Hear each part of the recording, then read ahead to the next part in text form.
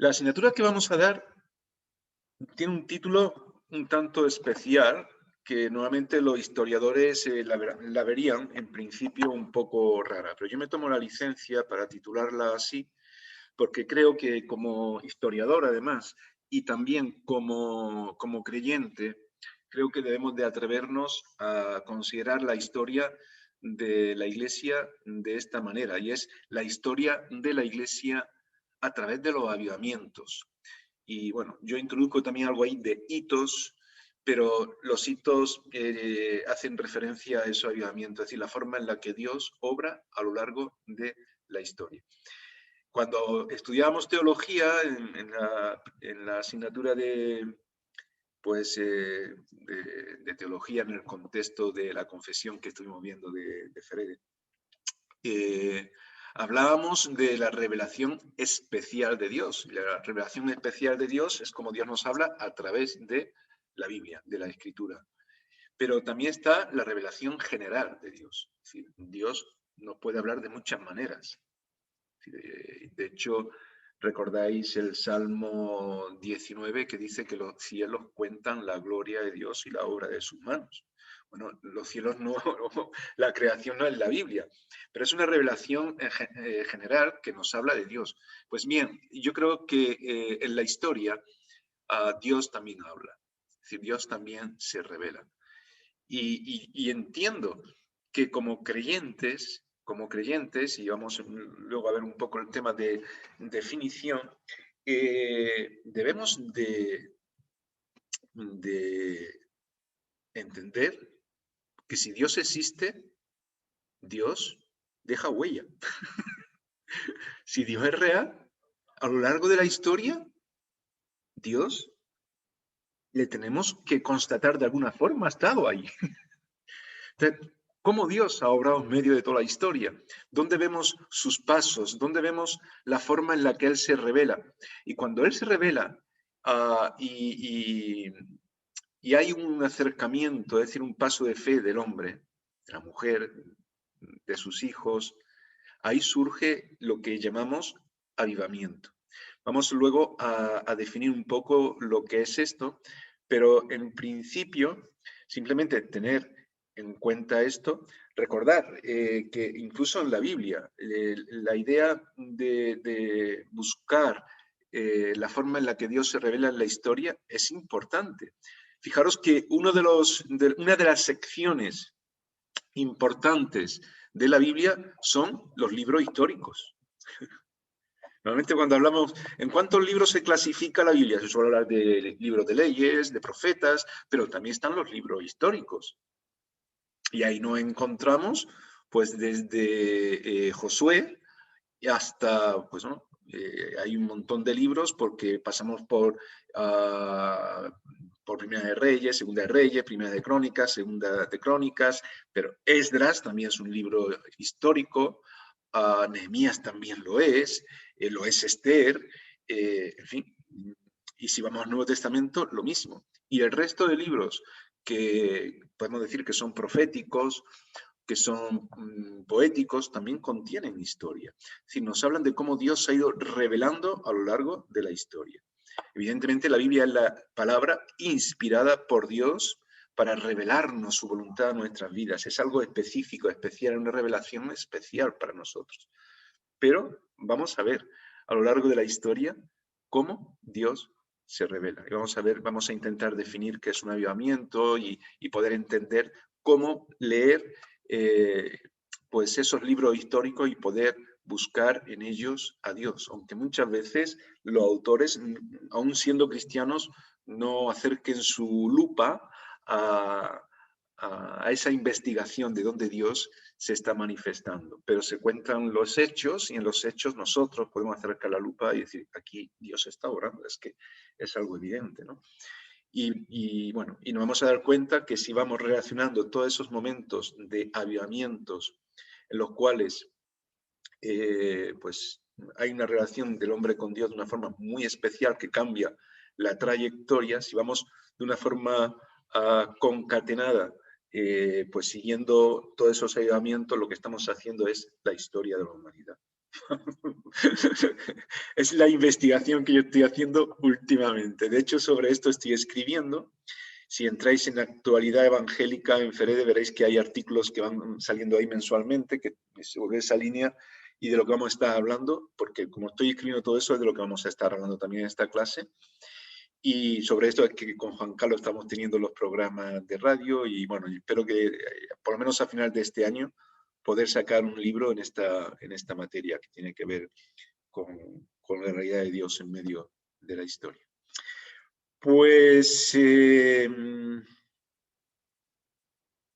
bien, vamos a ver un poco el manual, no sé si la guía del alumno o el contenido que tenéis que hacer, no sé si lo tenéis a mano.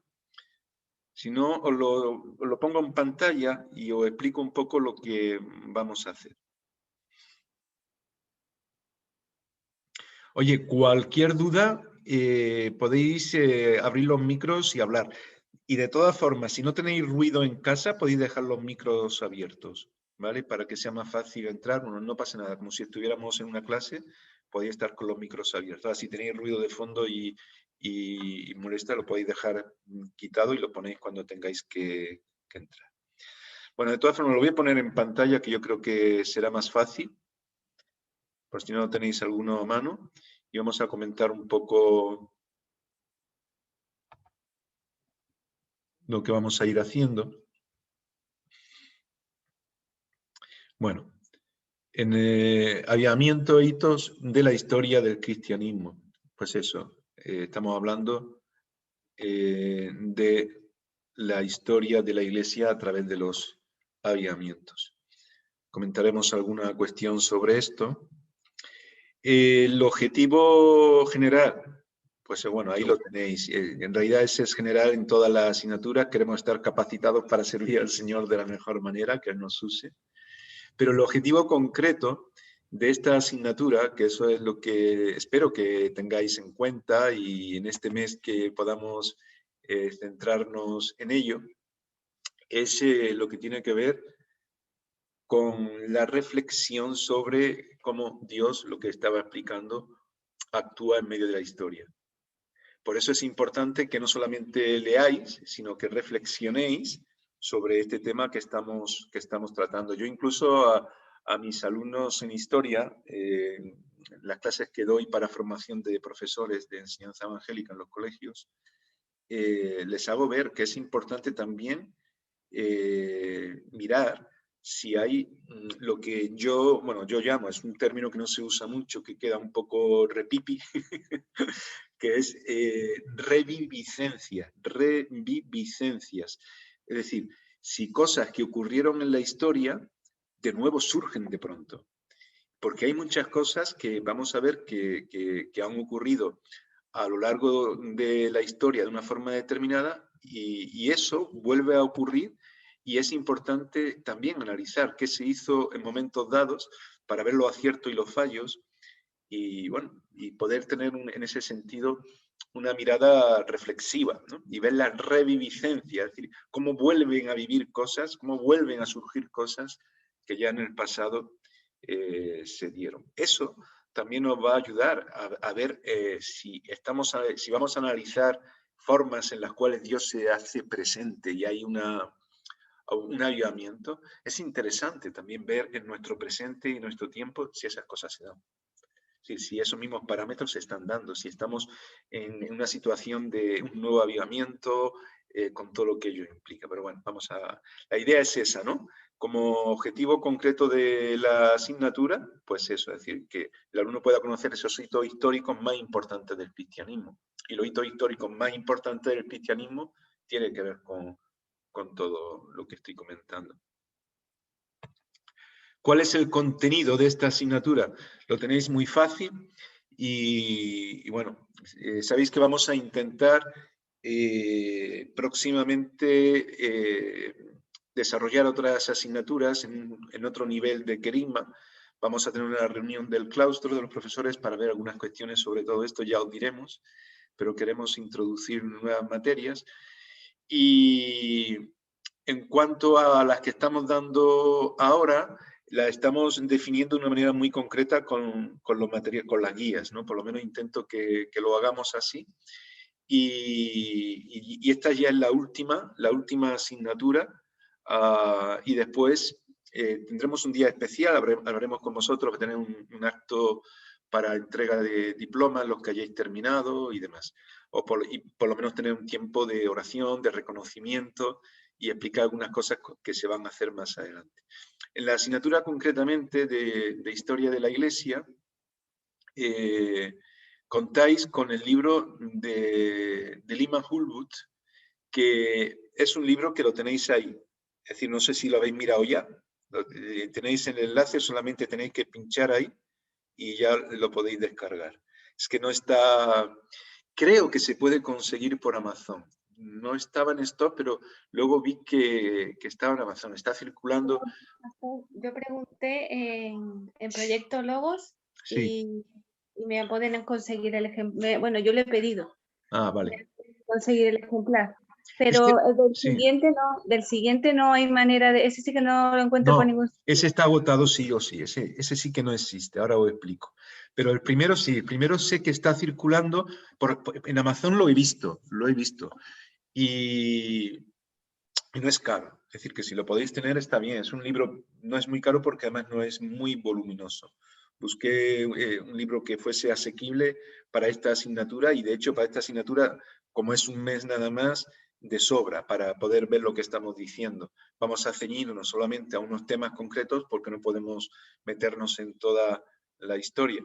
Pero este mismo libro es el que estamos usando, pero de una manera, porque la asignatura que nosotros tenemos es de 1,5 créditos. Ahora lo comento, para este mismo libro lo estoy usando para la ERE, para la formación de los profesores que dan clases en colegio e institutos. Lo que pasa es que es más amplio con otras cosas más porque ellos tienen 3 créditos. Y cada crédito equivale a 25 horas de estudio, normalmente. Pero bueno, entonces que lo tenéis. Si hay algún problema de lo que sea, pero como dice Eva, lo podéis pedir bien en la librería Logos o bien en Amazon. Yo creo que estaba también, me pareció verlo. Pero vamos, lo tenéis ahí en PDF si queréis seguirlo así. Para los temas de historia de la Reforma, efectivamente, como estaba comentando Eva, pues el libro de José María Martínez está agotado. Pero es un libro que es un referente para historia de España, historia moderna de España, que empieza con la Reforma Protestante. Es interesante que por lo menos en la última clase, en la cuarta clase, que lo trabajemos un poco. Entonces lo que he hecho ha sido seleccionar las páginas, que son las que tenéis ahí, de este libro. ¿Vale? Entonces simplemente pinchando ahí vais a entrar a mi Google Drive, donde tengo puesto este material. ¿Alguna duda en cuanto a los libros? Luego vamos a comentar algo más de libros, pero estos son la base. Y están delimitados los capítulos que hay que leer y todo, ahora lo veremos, que no es nada. Y lo que esperamos es que, pues bueno, eso depende de cada uno, todas estas cosas son muy relativas, me refiero a los créditos y a las horas de estudio.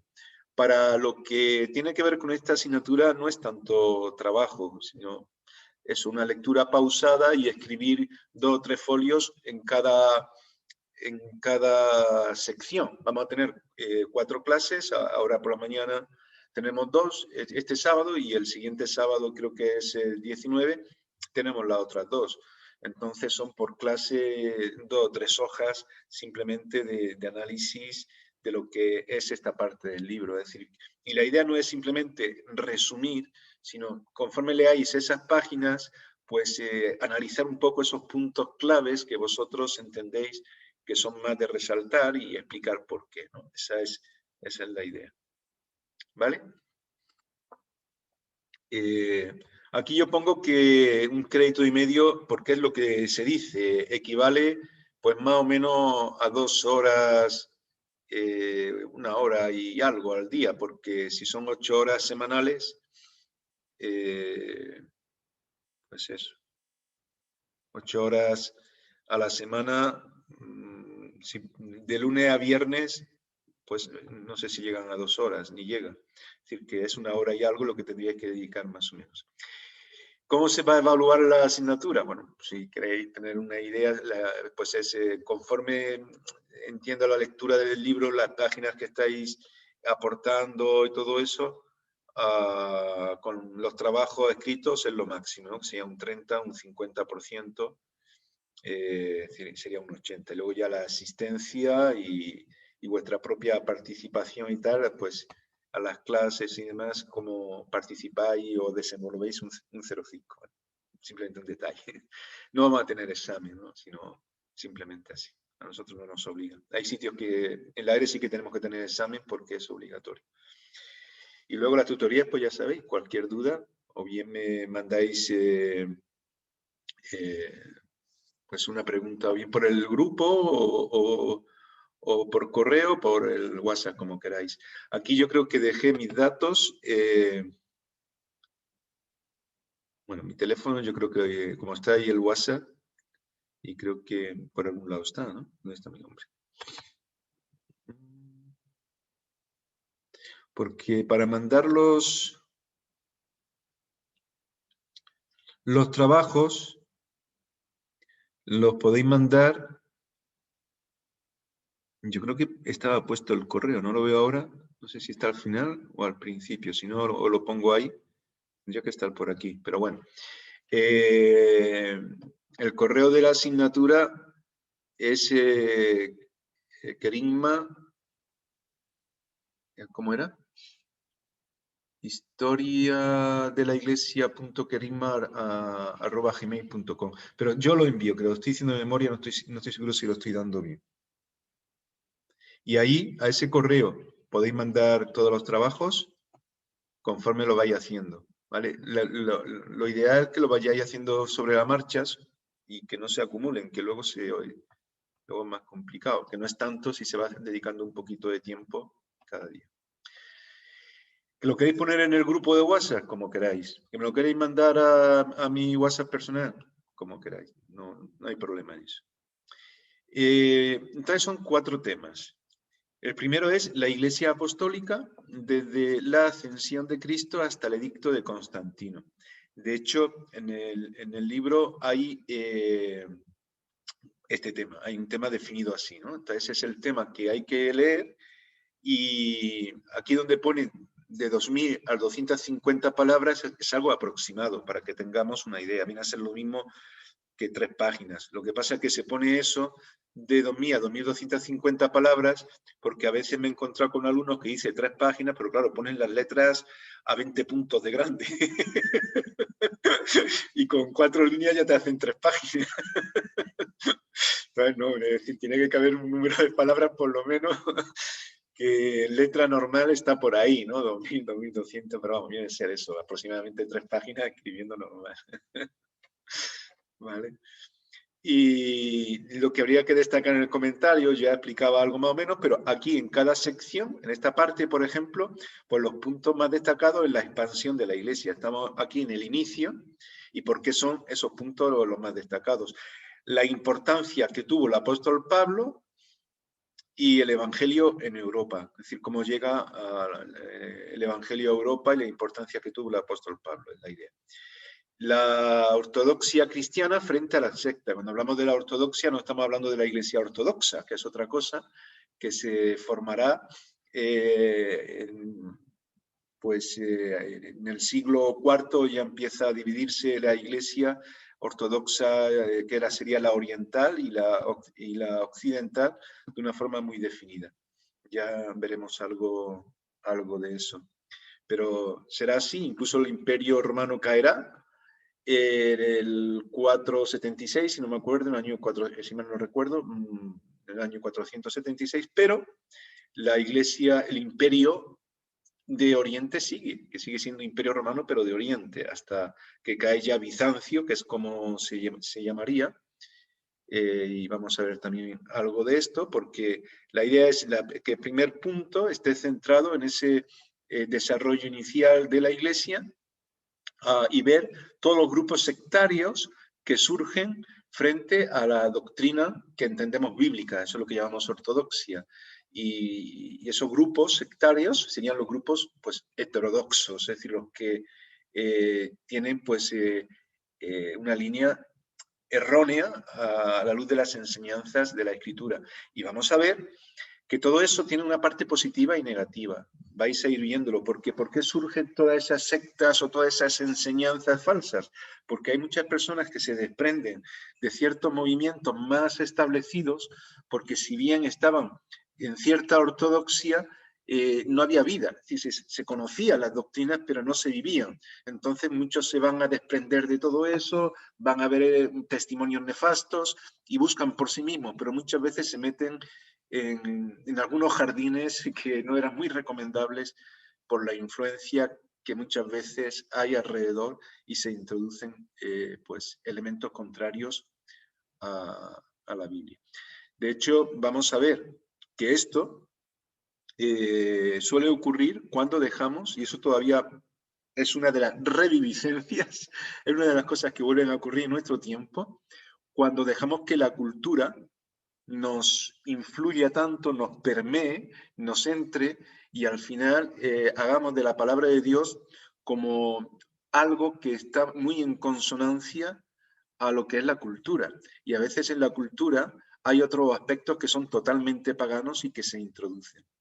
De hecho, veréis en este estudio, y yo creo que es bueno que lo tengáis en cuenta, que hay una serie de líneas heréticas heterodoxas, de grupos sectarios que se forman que tienen que ver con enseñanzas más orientales.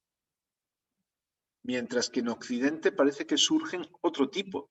¿Y por qué? Porque hay otras religiones paganas orientales que se van introduciendo. Ya ocurría con el pueblo de Israel. Por eso uno de los llamamientos de los profetas es cuidado, no mezcléis, porque eso suponía mezclarse con historias totalmente paganas que muchas veces se relacionaban y lo mismo tenían el templo y tenían altares altos con dioses falsos. Lo tenían todo ahí mezclado.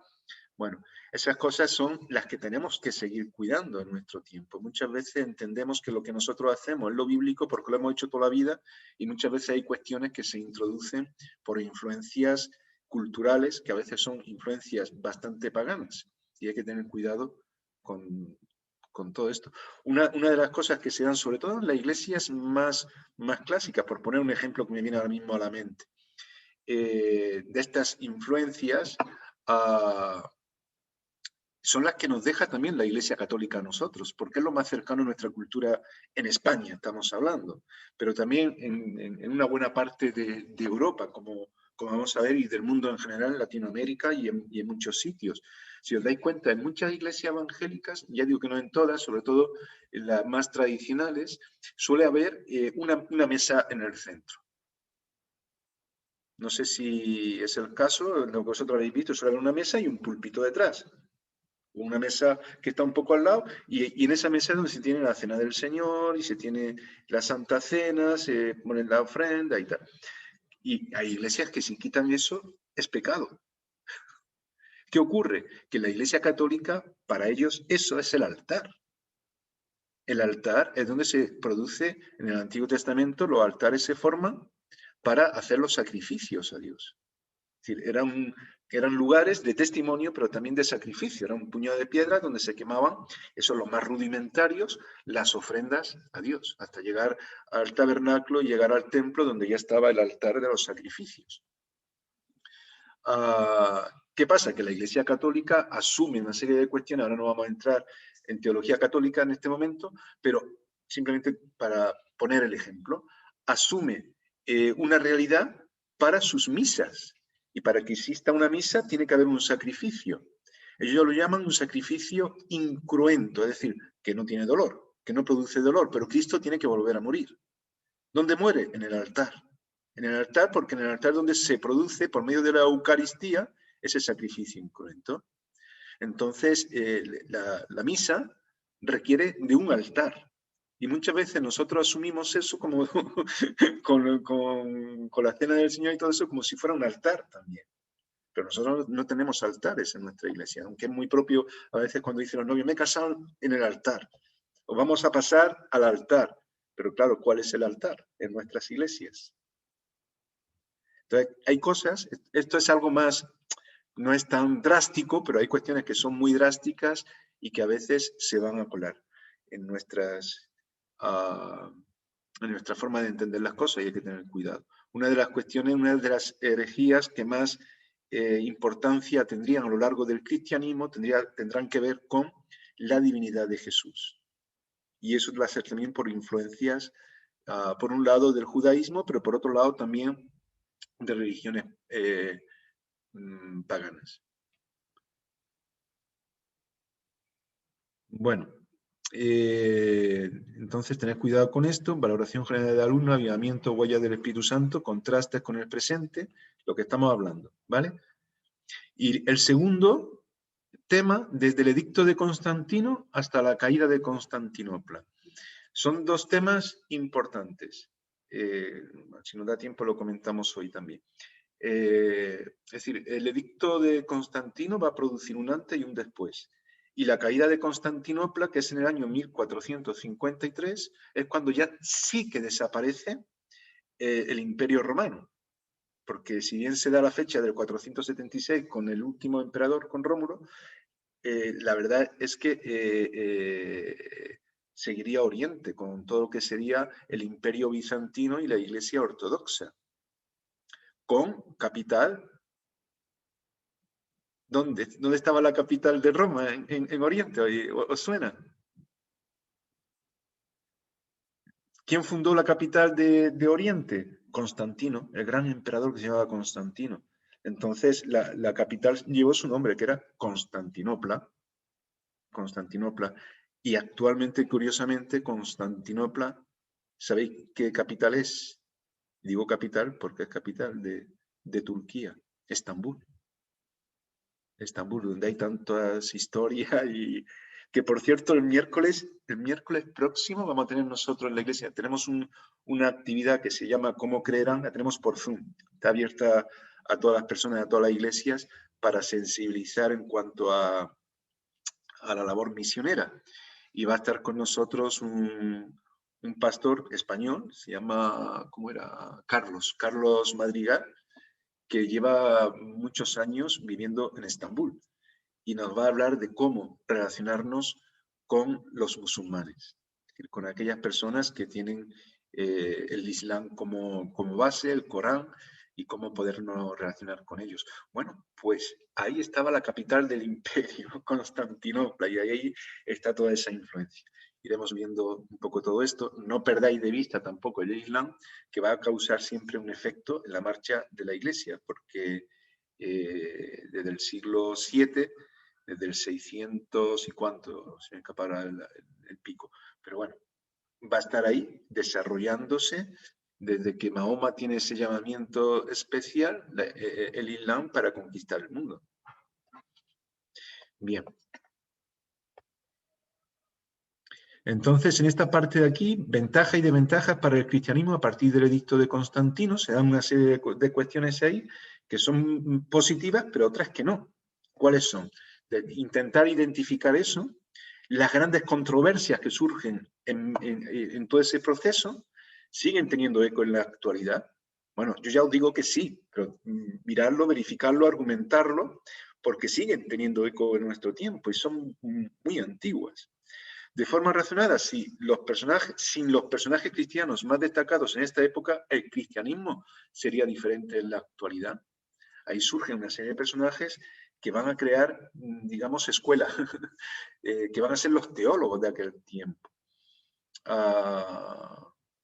Podríamos hablar de movimientos de prerreforma antes de la reforma protestante, porque fijaros, aquí en el año 1453 todavía no estamos en la reforma protestante, que se da a partir del 1517, pero nos vamos a encontrar con una serie de cuestiones que son muy interesantes y que nos vamos a dar cuenta que tienen que ver mucho con el protestantismo. Y nos vamos a encontrar con precursores de la reforma, pero bueno, lo veremos. Y el último punto es igual en todos. Valoración general del alumno, avivamiento y huellas del Espíritu Santo. Contrastes con el presente. La tercera, ¿alguna duda? Conforme voy hablando, me paráis, por favor, si tenéis cualquier duda de lo que sea. La Iglesia reformada desde la caída de Constantinopla hasta la Guerra de los 30 años. Ese sería un tema. Aquí hay dos temas en uno, pero no son tan largos. Y la Iglesia moderna y contemporánea, es decir, desde la Guerra de los 30 años hasta la Segunda Guerra Mundial. Son dos temas que Lyman Woolwood también recoge de una forma bastante breve, ¿no? Entonces, bueno, pues aquí lo mismo, intentar entrar en las mismas cuestiones, relaciones y concomitancias del Renacimiento con la Reforma Protestante. Es decir, aquí ya se va a ir viendo lo que es la Reforma Protestante, porque ya estamos a partir de la guerra de 30 años, desde el 1453, 1648, en fin, ya estamos ahí con la plena reforma protestante. ¿Y qué relación hay con el Renacimiento? Pues una cosa es el Renacimiento tiene que ver con una cultura nueva, es cuando se empieza a hablar de la Edad Moderna, porque se empieza a hablar pues de la razón, de la importancia de entender las cosas de manera que uno pueda razonarlas, tomando responsabilidad individual y no solamente seguir a sacerdotes o clérigos o personas delegando nuestra responsabilidad en otros. En fin, todo eso marca una etapa nueva. Pero ¿qué relación tiene ese protestantismo que surge un día con todas estas personas que luchan porque el evangelio se empiece a vivir de forma adecuada y vamos a ver que en definitiva también esto es un avivamiento? Hay muchos que lo llaman reforma protestante, pero vamos a hablar de ello, porque reforma protestante, es decir, ¿qué reforma fue? Porque la idea era reformar la Iglesia Católica, pero la Iglesia Católica se enfadó y fueron en contra de todos. Y se habla de una contrarreforma incluso por la parte. Entonces, ¿qué es lo que se reformó? Lo que se creó fue un movimiento nuevo.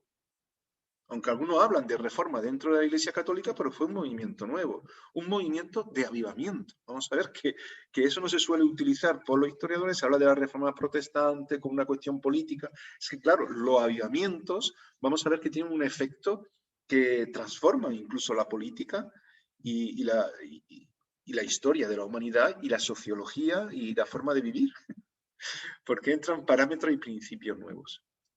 Bueno, pues aquí estamos en una etapa muy importante, vamos a dedicar un tiempo especial en ello. Y bueno, se habla pues eso, que se argumente un poco todo este tema, los principios más importantes de la Reforma Protestante. Y pues argumentar si la Contrarreforma tuvo más de oposición a la Reforma Protestante que de Reforma Católica, porque los católicos dicen que esto no fue ir en contra de la Iglesia protestante o del protestantismo, sino que fue reformar la Iglesia Católica a partir del Concilio de Trento.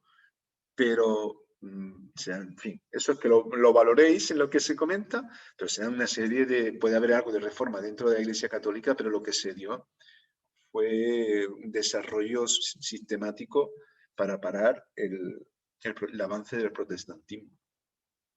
Y bueno, la suma de aportaciones de los líderes más influyentes de la época, los conflictos con los que se encuentra la Iglesia del siglo XX y valoración general de algo, ¿no?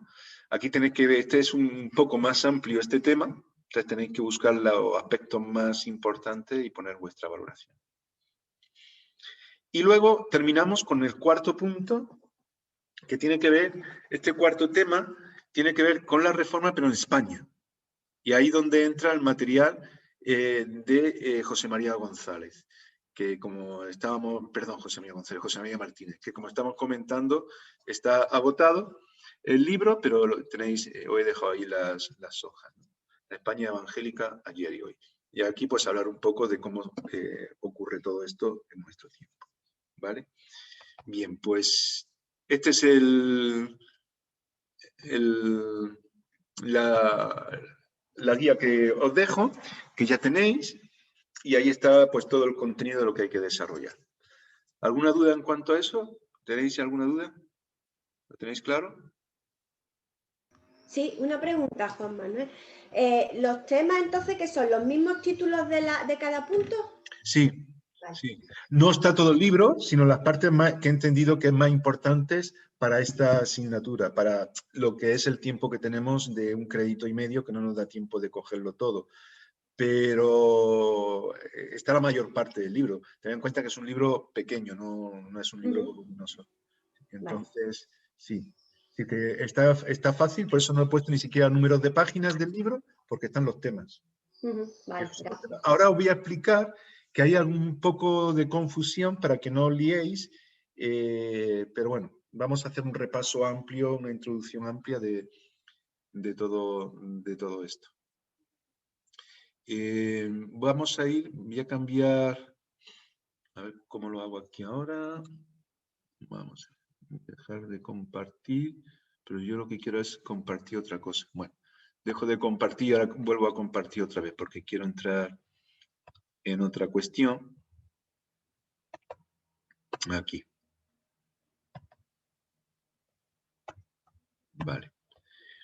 Me gustaría que fuéramos viendo ya pues que nos introduzcamos en aspectos. Bueno, esto ya lo hemos aclarado, las dudas y aclaraciones en cuanto a la asignatura es lo que hemos estado viendo. Aquí tenía un poco de resumen, pero yo ya os he explicado más o menos. Sí, quizás una cosa que no he mencionado es lo que tiene que ver con los conceptos teológicos que se van acuñando, que tengáis también una mirada en ese sentido, porque hay muchos conceptos que se enfatizan a lo largo de la historia y que muchas veces decimos, esta es nuestra confesión de fe, pero en realidad a veces la confesión de fe no es simplemente nuestra forma de creer, sino que es simplemente una manera de enfatizar algo que se ha puesto en duda a lo largo del tiempo. Y por eso surgen los sistemas teológicos, ¿no? Nosotros creemos en un Dios que es Padre, que es Hijo, que es Espíritu Santo, porque resulta que algunos han dicho que no, que Dios no puede ser un Dios trino, no puede haber tres. Entonces se hace el énfasis, igual que en el tiempo de la Reforma. En el tiempo de la Reforma se hizo un énfasis que se resumió posteriormente con las 5 solas que había escuchado seguramente, ¿no? La sola Escritura, la sola fe, la sola gracia, solo Jesucristo y solo a Dios la gloria. Pero claro, eso no es nuestro credo como tal. Sí, claro que solamente la palabra de Dios, pero eso hay que explicarlo, solamente la palabra de Dios. Pero si os dais cuenta, cuando decimos solo la palabra de Dios o solo Cristo, por definición ya hay un error. Porque si es solamente la Biblia, ¿para qué queremos a Cristo? ¿No? Entonces la Biblia y Cristo. Digamos que son 5 solas, pero cuidado, ¿por qué solo Cristo y no el Espíritu Santo y no el Padre? O solamente la fe. Pues claro, solamente la fe, pero la fe sin obras está muerta, dice Santiago, ¿no? Es decir, que son énfasis para explicarnos ante confusiones que muchas veces existen y poder identificarnos en ese aspecto también. Y a lo largo de la historia es cuando se van haciendo esos énfasis. Tener un ojo avisor en ese sentido para daros cuenta de esos conceptos que se van acuñando a lo largo de la historia, que son evidentemente bíblicos, pero ¿por qué van surgiendo en momentos dados como un énfasis? Y luego tened en cuenta también cuando estéis haciendo cualquier trabajo, en qué tiempo estéis.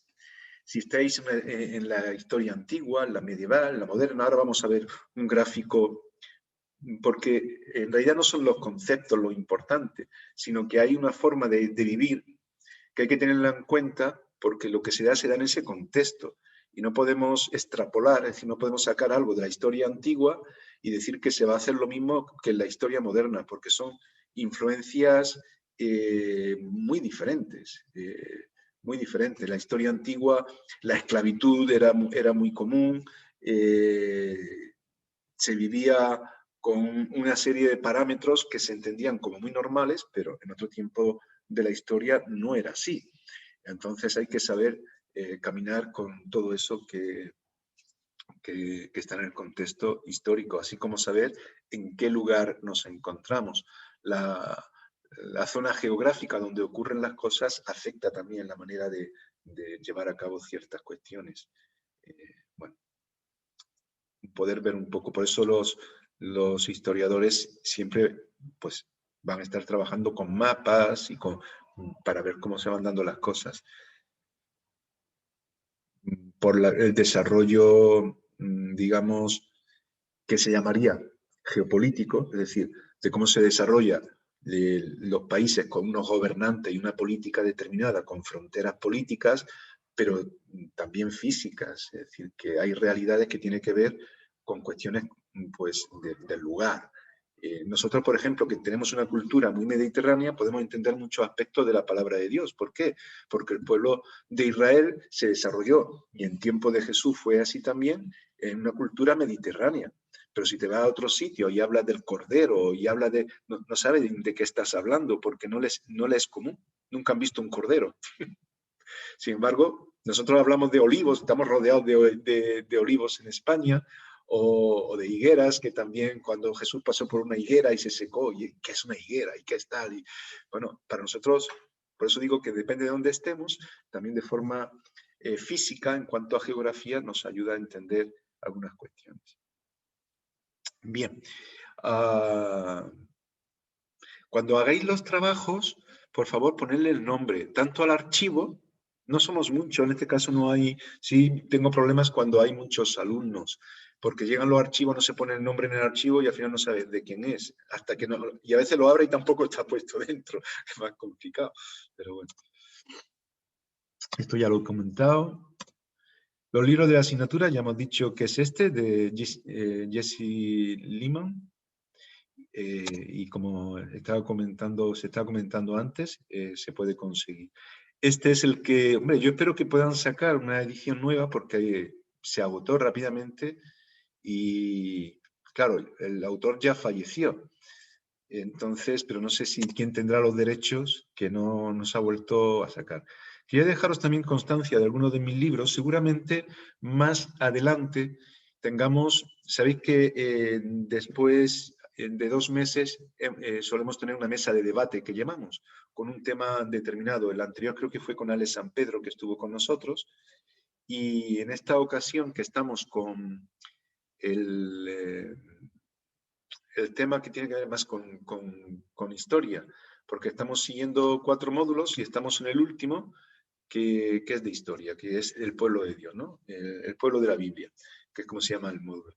Entonces, estaba viendo la posibilidad de más adelante tener una mesa de debate de cómo llega el Evangelio, en este caso, a la ciudad donde nos encontramos, que es Málaga, y verlo a través de los colegios evangélicos. Cómo el Evangelio llega de una forma muy relacionada a los colegios evangélicos. Este es un trabajo que me tocó realizar en mi tesis doctoral sobre la influencia del protestantismo en el sistema educativo en España. Y para mí fue muy interesante descubrir una serie de cuestiones y al final, pues, bueno, lo pude publicar, en este caso, en 2 libros, adaptado al libro, lo que es la historia del protestantismo en España, pero a través de los colegios evangélicos, porque en el siglo XIX y poco antes empieza a entrar en España el protestantismo y suele entrar con los colegios evangélicos, una iglesia y al lado un colegio, no se entendía de otra forma, entre otras cosas porque era muy difícil dar a conocer el evangelio cuando la gente no sabía leer, la mayoría, la tasa de analfabetización era altísima. Entonces era necesario y también por otras cuestiones, ¿no? Y bueno, y ver cómo incluso personajes como Pestalozzi, que es el que está en el otro libro que se titula Enseñar para la vida, que es un personaje que en las universidades, no solamente en el área educativa, sino en otras áreas de filosofía, filología y demás, toca estudiar y no saben que eran protestantes. Eran evangélicos. Pestalozzi, su abuelo era pastor. Él se educó para ser pastor. Al final se dio cuenta de que no era ese el llamamiento que tenía. Y pensó que era el ser abogado para plantear justicia ante tantas barbaridades que se hacían. Se dio cuenta que tampoco. Y al final descubrió que su llamamiento era trabajar con el ser humano antes de que se hiciera mayor, que luego era muy complicado cambiar las cosas, es decir, trabajar con los niños.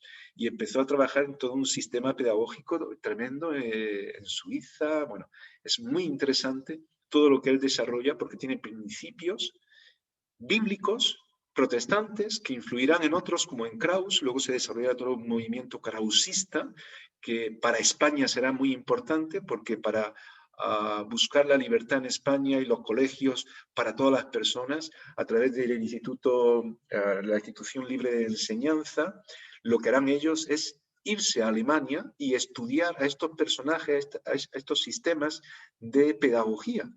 Y lo que hicieron fue traerse a España los principios protestantes e introducirlos en el sistema educativo. Fue tremendo.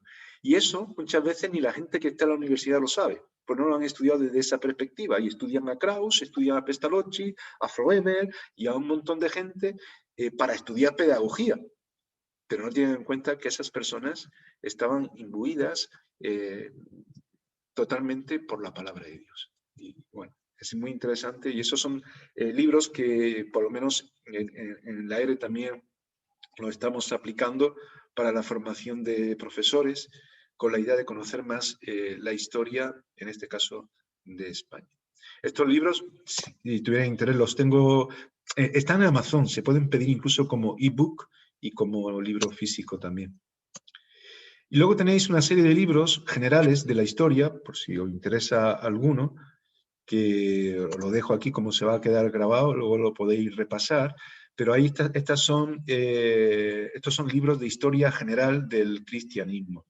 Justo González me parece un buen escritor, profundiza bastante, son personas, además estas que estoy mencionando, especialmente Deiros y Justo González, que mira mucho la historia con esa mirada que yo os comentaba antes, de ver también conceptos teológicos, de ver cómo se van desarrollando todas aquellas cuestiones que tienen que ver con la enseñanza de la Biblia. Y me parece que son muy interesantes en ese sentido. Luego hay unos más generales, como el de Walker, Historia de la Iglesia Cristiana, o el de Latourette, que es un libro muy conocido. El de Latourette es muy voluminoso, son 2 tomos, bastante amplios, pero bueno, pero también es un buen material. Y otros que se han escrito más recientemente, otros también de Justo González y de Ropero, que este también es español, junto con Fletcher, que sacó este otro libro.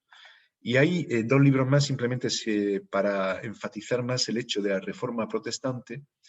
Uno es de un amigo mío que se llama Manuel Díaz. Él hizo una tesis doctoral que desde mi punto de vista fue muy buena y yo creo que esta es una de las mejores publicaciones que se han hecho de la reforma en España, porque está muy, muy bien documentado. Y si tenéis oportunidad, pues lo podéis adquirir de Editorial CLIE. Y en la reforma en España del siglo XVI a XVIII. Es decir, conocer los personajes de la historia del protestantismo en España nos da mucha perspectiva, mucha visión de lo que ha ocurrido en nuestro país y de lo que somos, ¿no? Os digo una cosa, este libro es más caro, pues normalmente lo que publica CLIE suele ser carillo, pero bueno, este libro está también como PDF, no como libro, sino su trabajo doctoral está publicado en la Universidad Complutense de Madrid. Entonces, si vosotros buscáis Universidad Complutense de Madrid, ponéis tesis doctoral y ponéis su nombre y la reforma en España o algo así, porque el título de la tesis no me acuerdo cuál era, pero era algo, poniéndolo nada más que esos datos, seguramente os va a salir la tesis doctoral, porque las tesis doctorales cuando se publican son de acceso libre.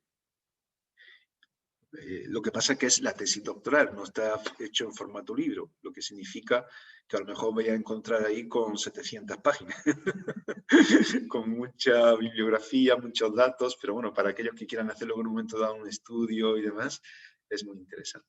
Algo más resumido fue lo que preparé yo con el motivo del 500 aniversario de la Reforma Protestante, es el de Vigencia y Valores de la Reforma Protestante.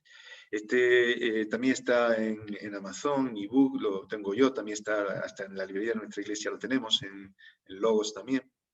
Y en realidad son temas muy resumidos de aquellas cosas que siguen siendo vigentes, porque hay algunas que fueron enfáticas en aquel tiempo, pero hoy no son tan vigentes. Pero todo aquello que es vigente y aquellas cosas que son más importantes que se dieron, hay todo un recorrido, la importancia de la mujer en la Reforma Protestante, los símbolos más significativos de la Reforma, las Biblias, cómo surgieron, por qué surgieron de esa manera, y los personajes más destacados. En fin, hay una serie de cuestiones que en mi libro, en este caso, también lo tenéis. Y otro libro interesante con motivo del 450 aniversario, en el que participé yo también, es La Reforma Protestante y la Biblia del Oso. Y bueno, ese es otro libro que también se puede conseguir. Y bueno, de momento voy a dejar que hagáis algo de trabajo, porque llevo ya mucho tiempo hablando, ya llevo 1 hora y hay que hacer un stop. Bebe un poquito de agua, pero voy a dejaros que veáis un vídeo. La idea es un vídeo de 10 minutos. Apuntaros lo que... Es un vídeo de historia general, hecha de una manera muy ilustrativa, para que se entienda de forma muy sencillita, pero está hecho por no sé quién es ahora mismo, pero seguramente historiador, pero no es evangélico, ¿vale? Entonces vais a notar algunas cosas que quizás suenen un poco raras la forma de hablar. Bueno, anotar lo que veáis, anotar lo que os parezca más interesante y ahora lo comentamos, ¿vale? Mientras voy a beber un poco de agua, os dejo el vídeo, son 10 minutos y ahora voy a dar pie a que vosotros vayáis compartiendo cada uno.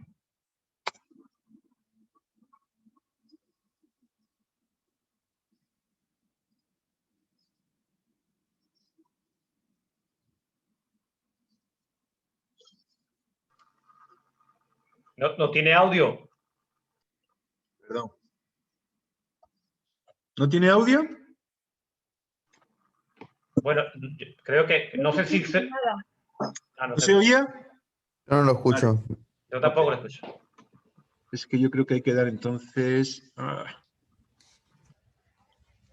Aquí está. A lo mejor te toma el audio del micro, a lo mejor. No, había una parte que había que activar. A ver, un segundito. Control remoto. Compartir, ceder, compartir, no, aceptar automáticamente, no. Había una parte aquí que era para el sonido. Poner en pausa. Lo que ocurre es que, como lo estoy compartiendo desde la presentación de PowerPoint, a lo mejor es por eso. ¿Y por casualidad no está en YouTube? Espérate, sí, no, lo tengo por otro lado, lo tengo en el ordenador. Ok. En YouTube no sé por dónde está, porque este lo tengo de hace un tiempo. A ver, déjame un segundito.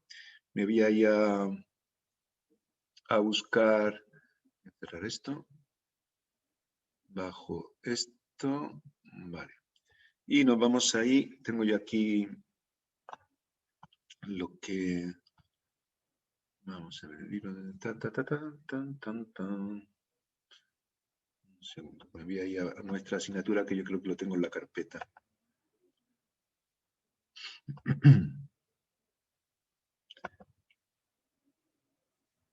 Vale. Vale, aquí. Asignaturas. Curso 2021. Historia. Vale. Clase 1. Vale. Voy a dejar su función de compartir las pantallas. Está en pausa. Vale. Voy a dejar de compartir y voy a entrar de nuevo de la otra forma. A ver si me... Porque aquí había también, cuando yo di aquí a compartir, varias maneras de opciones avanzadas, compartir funciones. Es que yo quiero recordar que había que activar el sonido aquí. Compartir aquí, compartir sonido. Entonces yo creo que aquí ya se podrá ver. Vamos a verlo.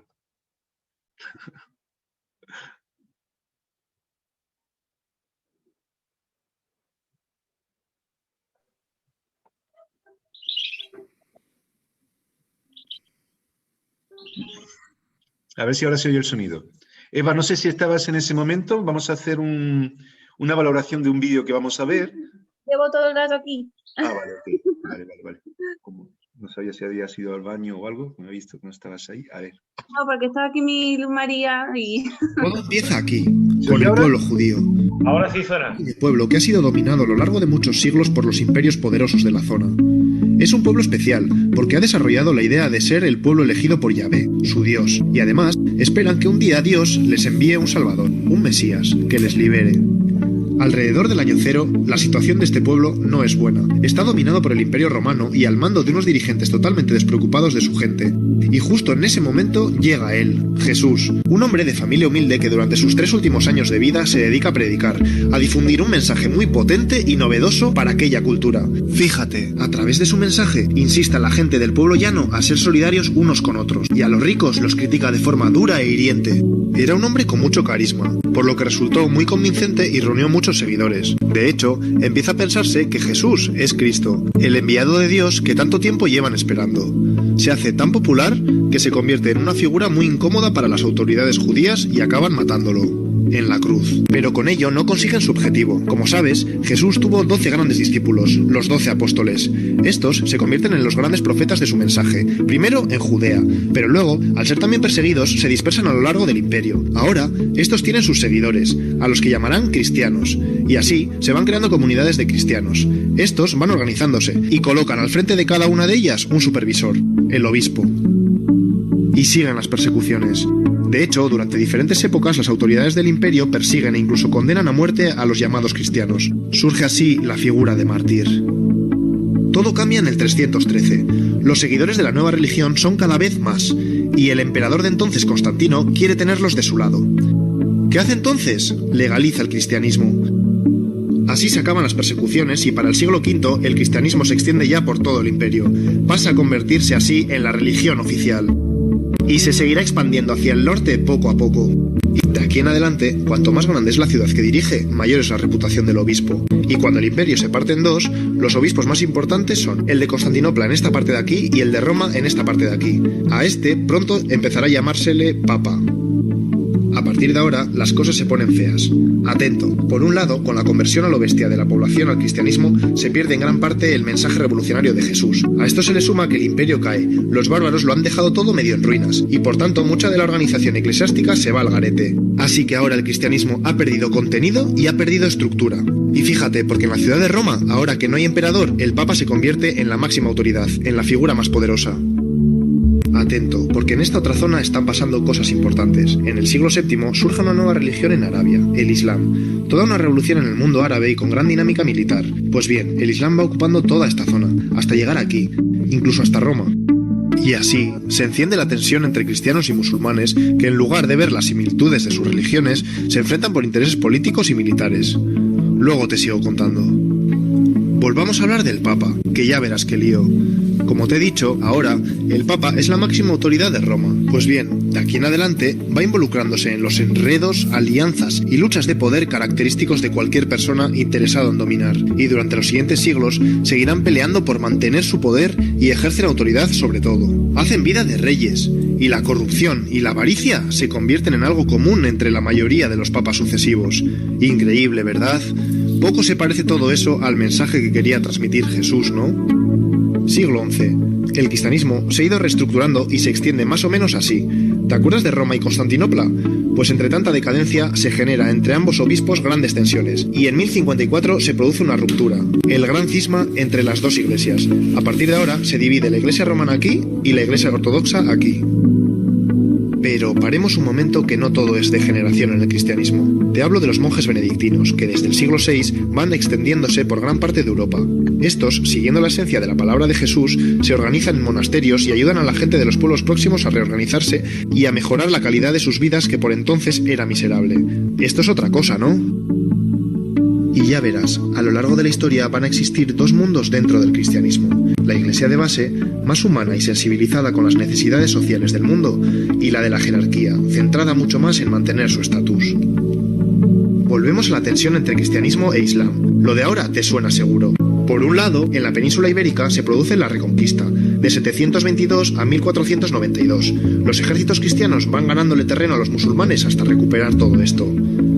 Por otro lado, a principios del siglo XI empiezan las famosas cruzadas. Los papas, en lugar de buscar un acercamiento con Islam, entre este año y este año, arman ejércitos compuestos por soldados europeos, que en nombre de Dios y el cristianismo acuden a los santos lugares, a los sitios donde surgió todo, para liberarlos. Aunque te cuento una cosa, el objetivo de fondo era poder tener control sobre el Mediterráneo, que como sabes tiene un gran interés comercial. Bueno, pues a partir de estos 2 episodios se intensifica el conflicto Islam-cristianismo y se mantiene durante siglos. Paralelamente está ocurriendo otro episodio oscuro. En 1184 surge la Inquisición, que fue especialmente importante en toda esta zona. Te explico. A lo largo de más o menos 6 siglos, todo aquel que cuestiona la doctrina oficial cristiana se le considera hereje, y ser hereje es ser enemigo de la Iglesia, así que la Inquisición lo persigue, lo castiga, tortura e incluso mata. ¿Te acuerdas de los mártires de la época del Imperio Romano? Ya ves que para esta época se le ha dado la vuelta a la tortilla. Pero no todos son sombras en la Iglesia. Antes te he hablado de los monjes benedictinos y su labor de ayuda, pues para ahora han surgido nuevas órdenes religiosas. Cistercienses, los cartujos y cartujas, los franciscanos, las monjas clarisas y los dominicos y dominicas. Todos ellos tienen como misión atender a necesitados y ayudar a los pobres. Mejor así, ¿no? Atento ahora, porque sucede algo importante. En el siglo XVI aparece en escena Martín Lutero, un monje alemán que se queda escandalizado cuando va a Roma y se encuentra con todo el desastre que te he contado de la jerarquía eclesiástica, así que emprende lo que se conoce como la Reforma Protestante. Busca la reforma, el cambio radical de la estructura de la Iglesia. Pues bien, como reacción se produce el famoso Concilio de Trento, reunión de obispos. ¿Qué deciden? Pues justo lo contrario, dar más valor a la figura del Papa y alto clero y por tanto jerarquizar aún más el asunto. ¿Qué pasa entonces? Pues que el luteranismo se separa de la Iglesia romana. Posteriormente, otros movimientos religiosos hacen lo mismo y crean iglesias protestantes por toda esta zona.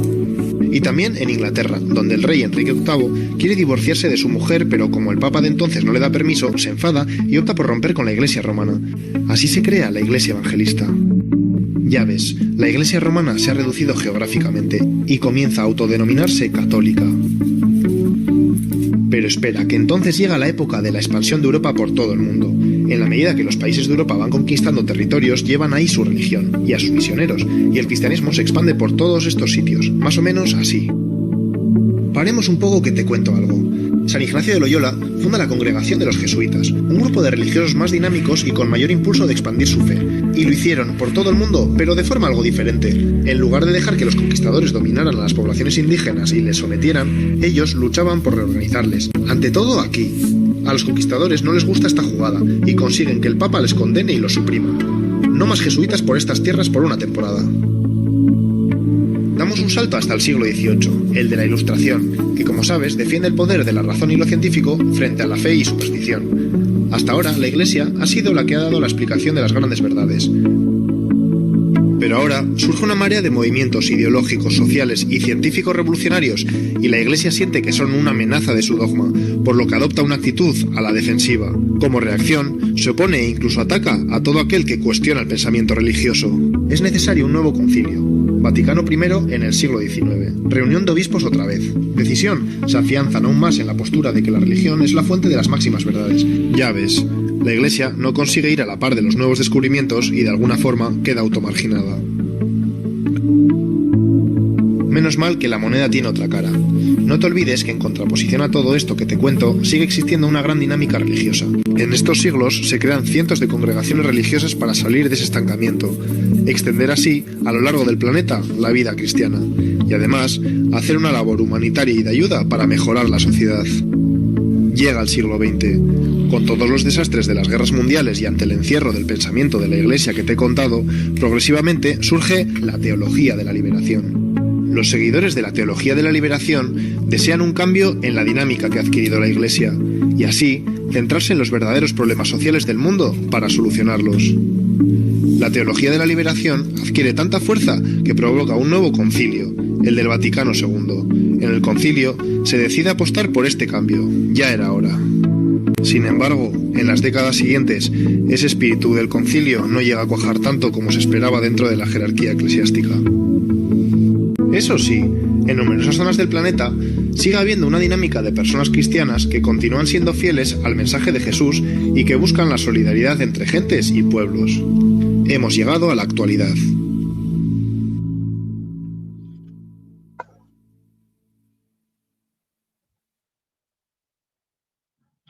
Bueno, paramos un poco aquí, comentáis. Todo empieza aquí. Que luego, ahora vamos a comentar después lo que es esta parte general de la historia. Pero, ¿qué comentarios podríais hacer del vídeo que habéis visto? A mí me ha encantado el vídeo, vaya, me he quedado con la boca abierta. Pues bueno, es muy ilustrativo. Creo que lo hace de una forma, en 10 minutos, te hace un recorrido por toda la historia. Pero bueno, ¿algún detalle más? ¿Algo que os haya sorprendido, gustado o así? A mí Bueno, al principio... Sí, di tú. A mí al principio lo que me ha sorprendido un poco como cuando empiezan a perseguir a los apóstoles, y esa persecución hace que ellos tengan que extenderse más por la zona, ¿no? Y cómo Dios utiliza lo malo para transformarlo en bueno, ¿no? Como, no sé, o como dice en Romanos 8:28, ¿no? Que todo el cristiano es para bien. Todo ayuda para bien a los que aman a Sí, Dios. sí, cómo Dios utiliza esta persecución, porque creo que si no hubiera esta persecución no se hubieran extendido tanto los discípulos. Luego vamos a comentar algo de esto, de Mm. cómo puede afectar eso y cómo surge. Muy bien. ¿Alguna cosa más que queréis decir? Venga, participad. Los seguidores, a mí me llama la atención cuando ha dicho, con respecto a los discípulos, los seguidores de los discípulos. O sea, que no se hicieron, que seguían a los discípulos, pero ¿en qué sentido? Porque ahí me he quedado yo como que eran, como que Por eso seguidores digo, de Cristo sí, mediante los discípulos, eran seguidores de los discípulos. Eso es lo que a mí me ha dejado un poco... Claro, es que si os dais cuenta hay algunas cuestiones que utiliza, por eso decía que él no es, no lo conozco, me pareció muy ilustrativo el vídeo y que resume muy bien la historia de la iglesia, muy bien, resume aspectos muy importantes y te lo ubica rápidamente y queda, por lo menos los datos claves se quedan bien. Pero hay conceptos que no están claros. Por eso yo os comentaba que dijerais, ¿no? Por ejemplo, de nosotros ya en principio se habla de evangelistas, que es como nos conocen aquellos que no leen mucho sobre nosotros. Es decir, que Sí. él seguramente ha recogido las ideas principales y luego ha puesto algunas cosas así, porque no somos evangelistas. El evangelista es el que tiene el don de evangelizar. Pero somos Y quedaron en Reino Unido, parece. se quedaron en Reino Unido. Así que, bueno, y evidentemente los discípulos no hacían seguidores de ellos mismos.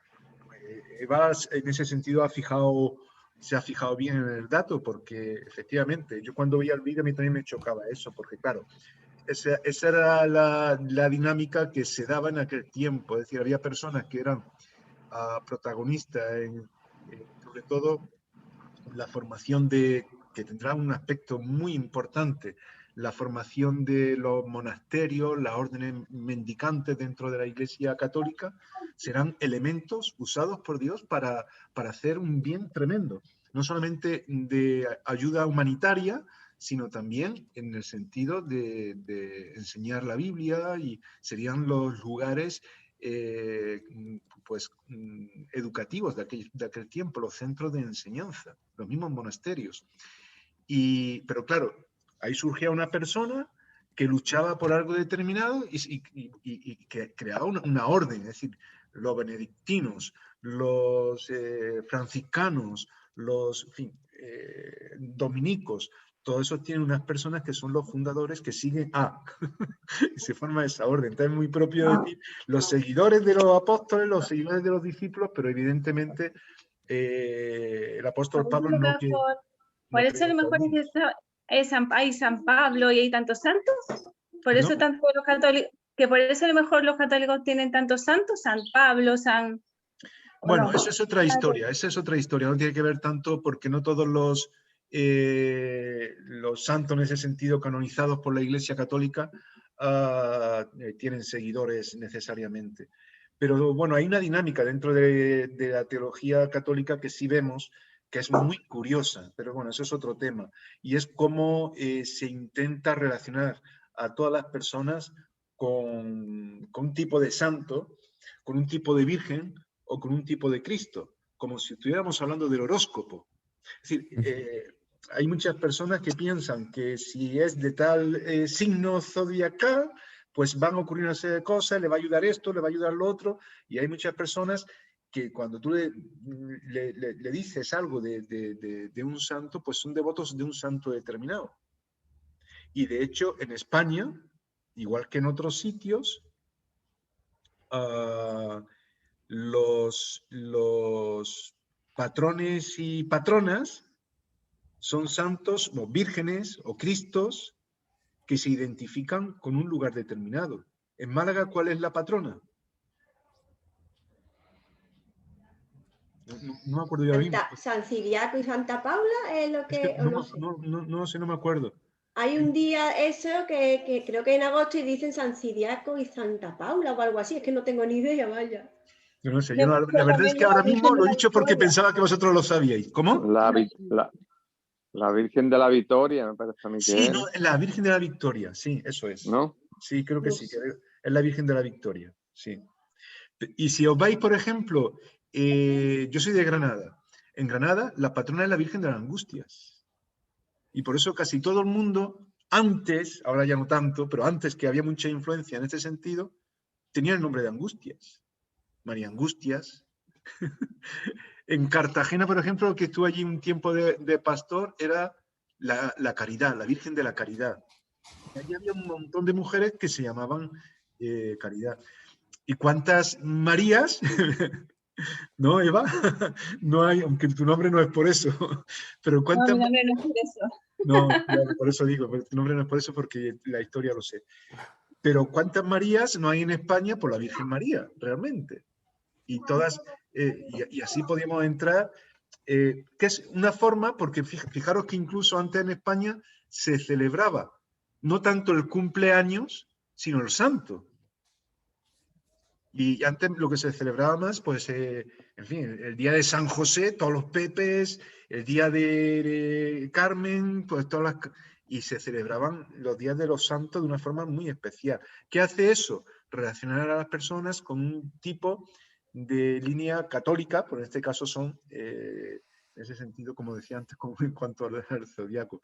Si escucha algún católico me mata, pero bueno. Que tiene que ver con esa forma de tenernos así cogidos. Pero no sé, en cuanto a lo que tú dices, Eva, puede haber algo de esto, pero no exactamente. Es decir, los seguidores, en este caso, se dan en cuanto a lo que estábamos comentando, ¿no? Sí que hay unas características, se les pone nombre a Cristo en diferentes lugares, a vírgenes, hay santos que destacan en un sitio, en otro, en fin. ¿Alguna pregunta más en cuanto al vídeo? Bueno, tampoco habló mucho de las primeras iglesias, que es lo que decíais, que como que hicieron seguidores, pero no habló de que empezaron a formar iglesias en diferentes lugares. Y después como que nos mete también en la misma bolsa de alguna manera, aunque bueno, en 10 minutos tampoco puede explicar tantas cosas, ¿eh? No se va a poder meter en todas las familias denominativas que fueron creándose después. Pero bueno, está a grandes rasgos. Está bien, Por lo está menos bien. eso. Mantiene lo de que se ha transgiversado un poco el mensaje de Jesucristo inicial, de que se ha ido, por lo menos justifica eso, de que todo lo de las cruzadas y muchas de las cosas graves que pasaron en la historia no tenía nada que ver con el mensaje de Jesucristo. Sí, no, yo creo que quien plantea el vídeo tampoco es que a lo mejor se identifique, a lo mejor es católico, no, ya digo, no lo sé, ¿no? Pero tampoco es quizás un defensor pleno. Pero de hecho sí es verdad que destaca la importancia de Lutero, pero claro, hay un montón de cosas pero en 10 minutos, como tú dices, tampoco da lugar. Pero sí es verdad que luego en la etapa moderna habla de los benedictinos y no habla nada de cómo surge también pues, el protestantismo y cómo se va forjando otras iglesias, como tú dices, y se van dando otras situaciones. Pero bueno, la historia es mucho más amplia y por eso es bueno que analicemos con ojo crítico. Pero está bien a la hora de introducirnos los aspectos generales, que es lo que a mí me interesaba de este vídeo, de la historia. Es decir, los puntos principales que se dan. Yo creo que en ese sentido lo ha identificado bastante bien, de una manera muy ilustrativa, para movernos por el mundo de aquel tiempo, aunque no ha dicho nada de América, que se podría haber mencionado algo, simplemente se ha ceñido a lo que tenía que ver con Europa y el Mediterráneo, ¿no? La zona mediterránea, norte de África y demás. Bien, pues vamos a ver un poco entonces esa línea histórica. Aquí os he dejado un gráfico que... Uy, se me ha ido para adelante. Que marca un poco las líneas de cómo la historia del cristianismo se va desarrollando. Hay diferentes edades. Aquí tenemos la división clásica que se suele dar. Cuando hablamos de edad antigua, que estamos hablando de, si hablamos de historia, normalmente la historia se divide en estas 4 edades que están aquí principales identificadas, y surge con la invención de la escritura. Normalmente cuando se habla de historia estamos hablando ya de una constancia de historia escrita.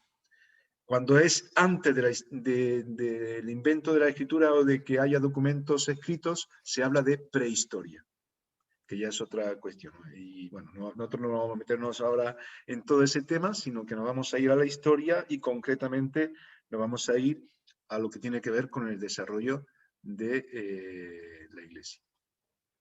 Bien, cuando hablamos de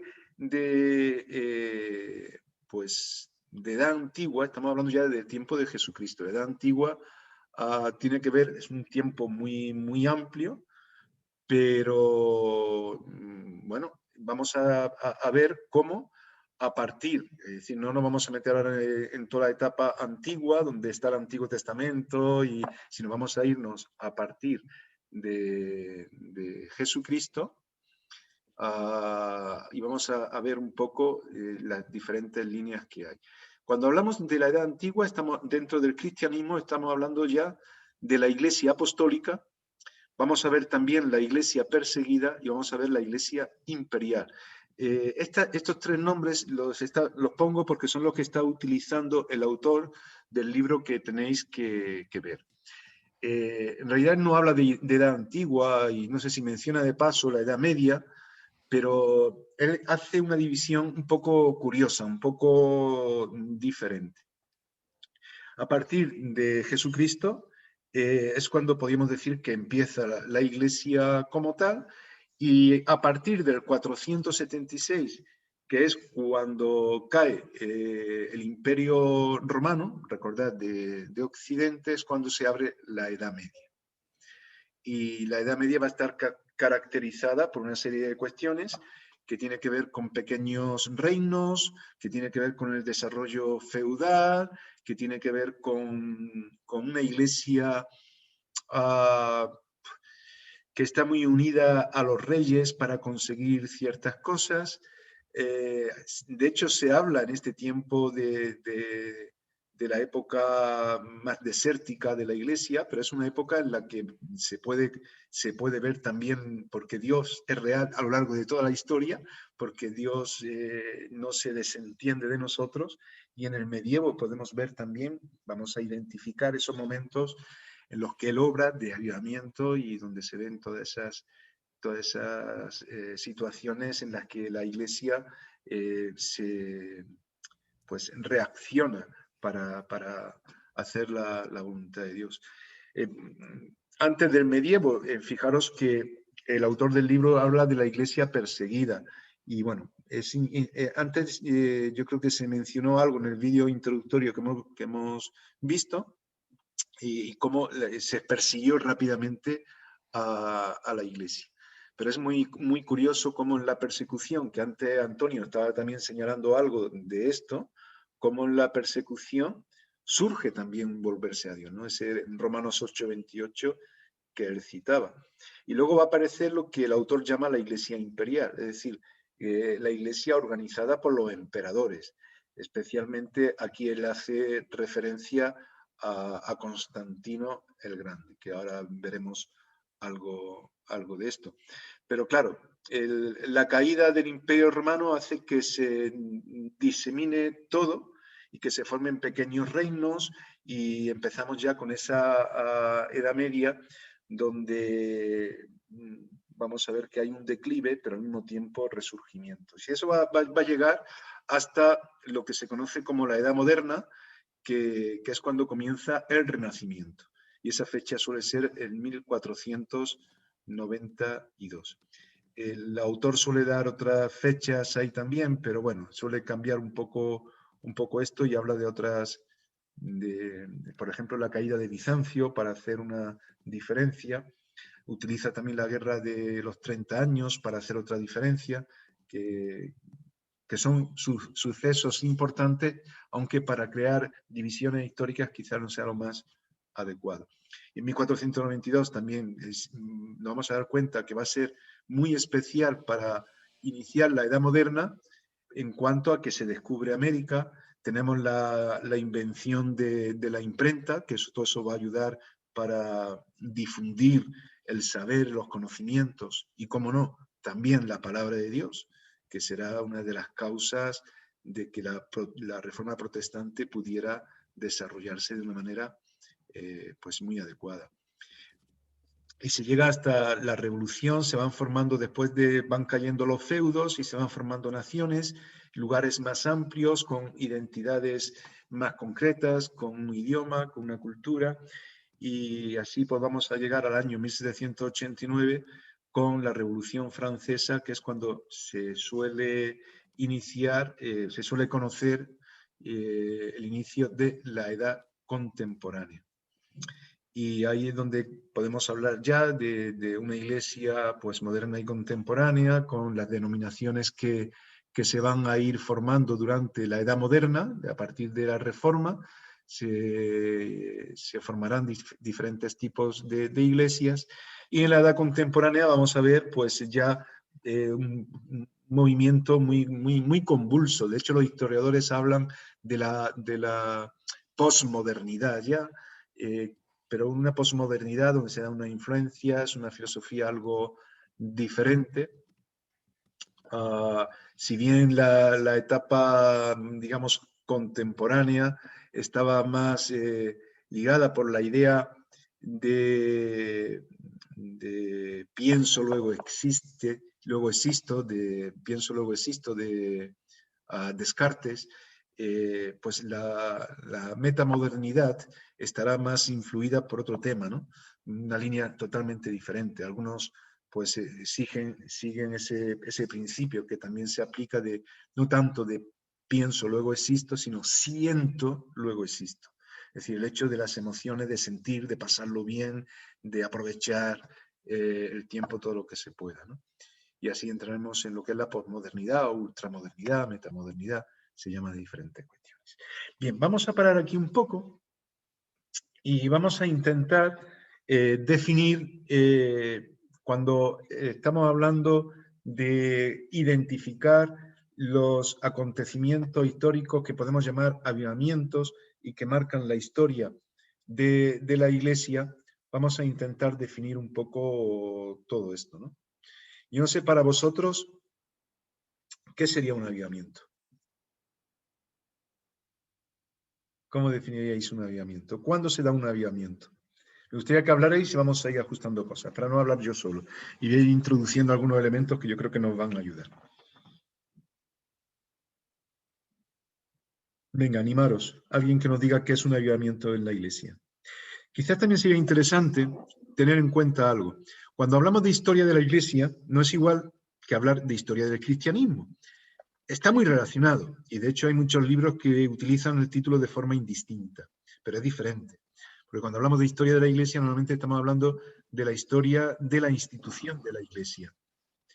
Y cuando hablamos de historia del cristianismo, ahí analizamos no solamente la Iglesia, sino que también podemos utilizar, también estamos enfocando la idea del cristiano en sí. Y hay personajes cristianos que no desarrollan una iglesia determinada, tendrán influencias en un momento dado en un lugar, en una línea teológica, quizás en una iglesia, pero estamos analizando entonces pues a los personajes, a los cristianos, cómo se va desarrollando todo. Y el cristianismo muchas veces no se reduce a la iglesia en sí, porque a veces irá de forma paralela a lo que es la iglesia. Pero bueno, simplemente para que lo tengáis en cuenta. Y a la hora de hablar del avivamiento, a veces se surgirá dentro de la misma iglesia y a veces será de forma paralela, pero que va a crear unos efectos. ¿Cómo lo definí? Bueno, sí. Para mí el avivamiento es el movimiento del Espíritu Santo en la iglesia. Está hablando Antonio. Para mí no es el número de personas no que aparece, pero es Antonio quien habla. ¿Qué? No, que digo que estás hablando tú, que como no se te ve, es que no sé por qué no aparece tú, aunque sea el nombre. Ah, ¿sí? vale. Pero bueno, no pasa nada. Identificamos la voz. Tú dices que es ahora sí, no, que es el movimiento del Espíritu Santo o la forma en la que el Espíritu Santo obra en la iglesia. Sí. ¿Vale? Para mí sí, vamos. No es el número de personas que hay en una iglesia. Para mí, el número de personas de una iglesia, si no está el Espíritu Santo, para mí no me dice nada. En un partido de fútbol hay mucha gente, bueno, durante la pandemia no tanto, pero normalmente hay miles y miles de personas y no significa que haya un avivamiento. Claro. Yo lo considero que el movimiento del Espíritu Santo es la iglesia y es los miembros que hay en la iglesia. Bien, ahí hay una parte importante que señala Antonio. ¿Qué más? Bueno, yo iba a decir algo parecido, que era, bueno, cuando el Espíritu Santo se mueve en un grupo de personas y bueno, se ve como el Señor actúa en nuestras vidas y tiene un cierto impacto en otras personas. No sé, como cuando descendió el Espíritu Santo en los discípulos y podría ser que haya sido un tipo de avivamiento. Sí, y de hecho vamos a comentarlo, sí. Lo comentaremos luego seguramente, el día de Pentecostés. No sé si también cuando se convierten personas a partir de ese mover del Espíritu Santo. Vamos a verlo. Pero yo creo que hay varios elementos que hemos de tener en cuenta y creo que lo podemos identificar a lo largo de toda la Escritura, incluso del Antiguo Testamento. Ahora estamos centrándonos en el cristianismo, pero el cristianismo se entiende también a la luz del Antiguo Testamento y de todo lo que recogemos de la palabra de Dios que se revela también en la primera parte de la Biblia. Pero fijaros que dentro de lo que tiene que ver con la forma en la que el Espíritu de Dios, como decía Antonio, se mueve en nosotros, dentro de todo ello vemos que hay una serie de cuestiones que son muy interesantes. Habacuc, en el capítulo 3, fijaros, estamos en el Antiguo Testamento, en el versículo 2, dice: oh Señor, aviva tu obra en medio de los tiempos. En medio de los tiempos, hazla conocer. Bueno, Habacuc está hablando de ese avivamiento que él pide que se dé. Aviva tu obra. Y es interesante que, como comentaba Antonio, o tú estabas diciendo, Alexis, es Dios quien tiene que avivar. Aviva tu obra. Nosotros no podemos realizar un avivamiento. Es Dios quien realiza el avivamiento. Es decir, no hay fórmulas mágicas. A veces se dan diferentes nombres a la hora de hablar de avivamiento. Lo vamos a ver a lo largo de la historia. Y nos vamos a dar cuenta que en un avivamiento siempre vamos a ver protagonistas. El Espíritu de Dios es el protagonista principal. Es Dios en sí. porque creemos en un Dios trino, Padre, Hijo y Espíritu Santo. Y normalmente cuando vemos obrar al Espíritu de Dios, vemos a Cristo y vemos al Padre, porque vamos a ver la Trinidad siempre operando como un solo ser que es, aunque estemos en el tiempo del Espíritu de Dios, desde Pentecostés, vamos a ver algo de eso, del Espíritu Santo, pero vemos a Dios que nos lleva allí. Porque el Espíritu Santo nos convence de pecado, para que la gente acepte a Cristo. Y Cristo es nuestro Redentor. Y Él vive en nosotros. Y eso es posible porque el Padre nos ama. Vemos siempre ahí que ha enviado a su Hijo. Vemos todo eso ahí en relación. Pero siempre va a haber protagonistas ¿y qué?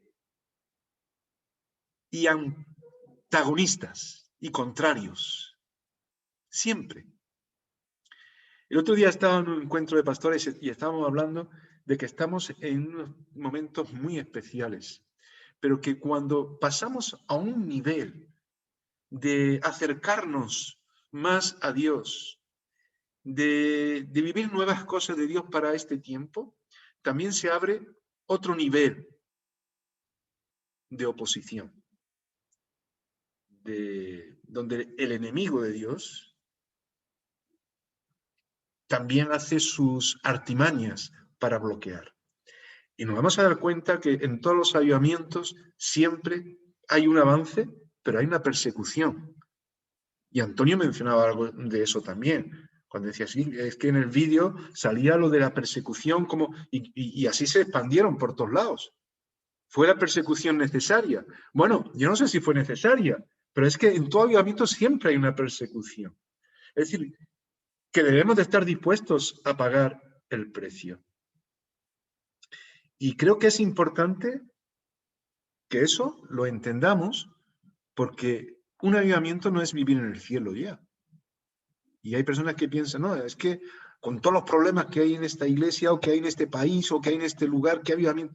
No, no, es que en los avivamientos hay problemas. Y hay oposición.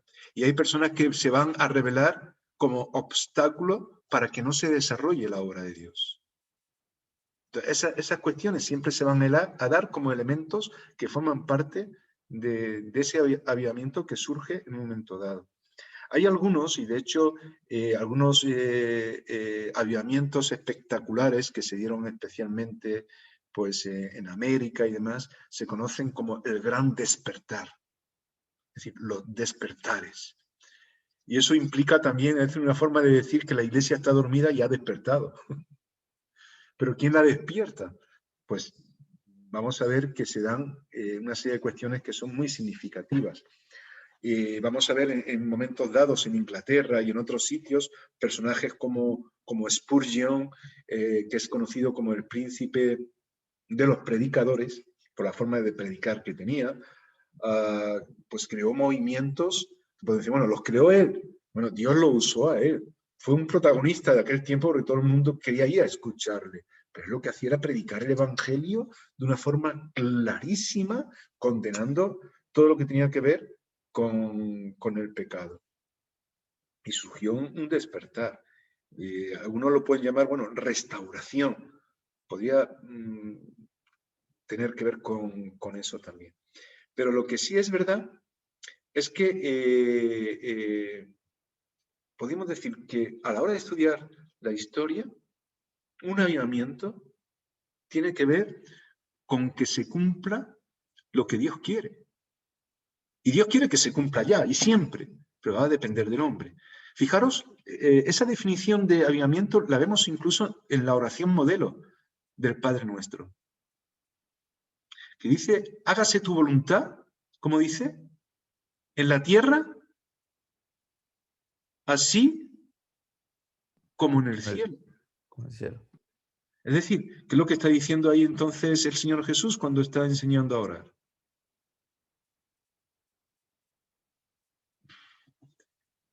Que se realice lo que está en el cielo, lo que está en la voluntad de Dios, en la tierra. Y cuando eso ocurre hay avivamiento. Cuando eso, porque estar sin, no sé, con ausencia de vida, con falta de vida, paralizados, dormidos, es estar sin la dinámica, sin el poder, sin la obra, del Espíritu de Dios en medio de nosotros. Entonces, eso tiene que ver con el avivamiento. El avivamiento no son fórmulas mágicas. Yo recuerdo un tiempo hace algunos años, que muchos pastores de España se iban a lugares donde se decía que había un avivamiento, especialmente en Argentina, y que hubo ahí como un despertar, muchas personas que se convertían, la iglesia evangélica empezó a crecer poderosamente, y algunos decían, por una cosa decían, bueno, yo voy allí a ver qué está pasando, bien. No, pero algunos lo que decían es que iban allí a traerse la unción. Y de hecho, pues bueno, ahí ocurrieron muchas cosas, que no vamos a entrar en todo ello, porque son cuestiones un poco, para algunos un poco delicadas, porque se han vivido, porque estoy hablando de historias muy recientes, y se han vivido en España situaciones que han dividido iglesias, que han marcado líneas determinadas, con todo esto de haber traído la unción de un sitio o de otro. Pero ¿es eso avivamiento? Si vosotros creéis que el avivamiento se puede traer de un sitio a otro, ¿qué pensáis? Un carrito, ¿no?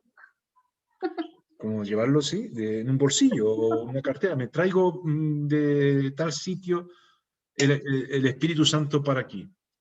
Hombre, yo puedo aprender de cosas que han ocurrido en un sitio determinado y decir, pues algo de esto necesitamos hacer también en tal sitio. Pero el avivamiento no es el resultado de 2 más 2, ni de una fórmula mágica. No tiene que ver con eso, sino que tiene que ver con dejar que Dios obre en nuestra vida. Por lo cual te aconsejo, decía Pablo a Timoteo, que avives el fuego del don de Dios que está en ti por la imposición de mis manos, porque no nos ha dado Dios espíritu de cobardía, sino de poder, de amor, de dominio propio. Y avivamiento es eso. Es decir, cuando tú ves avivamiento, ves cristianos que tienen no un espíritu de cobardía frente a los enemigos y a todos los que surgen, los antagonistas, sino que tienen un ánimo de entusiasmar, de poder, de amor, hay un dominio propio, no se dejan llevar por las acciones de aquellos que son contrarios, sino que el Espíritu de Dios está avivando el fuego. Es lo que está diciendo aquí el apóstol Pablo, ¿no? Yo creo que esto es interesante a la hora de tenerlo en cuenta para distinguir lo que es un avivamiento. Y a lo largo de la historia vamos a ver cómo ocurre eso en la misma Reforma Protestante. ¿No creéis que en la Reforma Protestante podríamos hablar de un avivamiento? Yo creo que sí. Y vamos a ver que se cumplen todos los elementos. Vamos a ver. A lo largo de la Biblia, no vamos a meternos ahora demasiado, pero se dan una serie de avivamientos que tienen...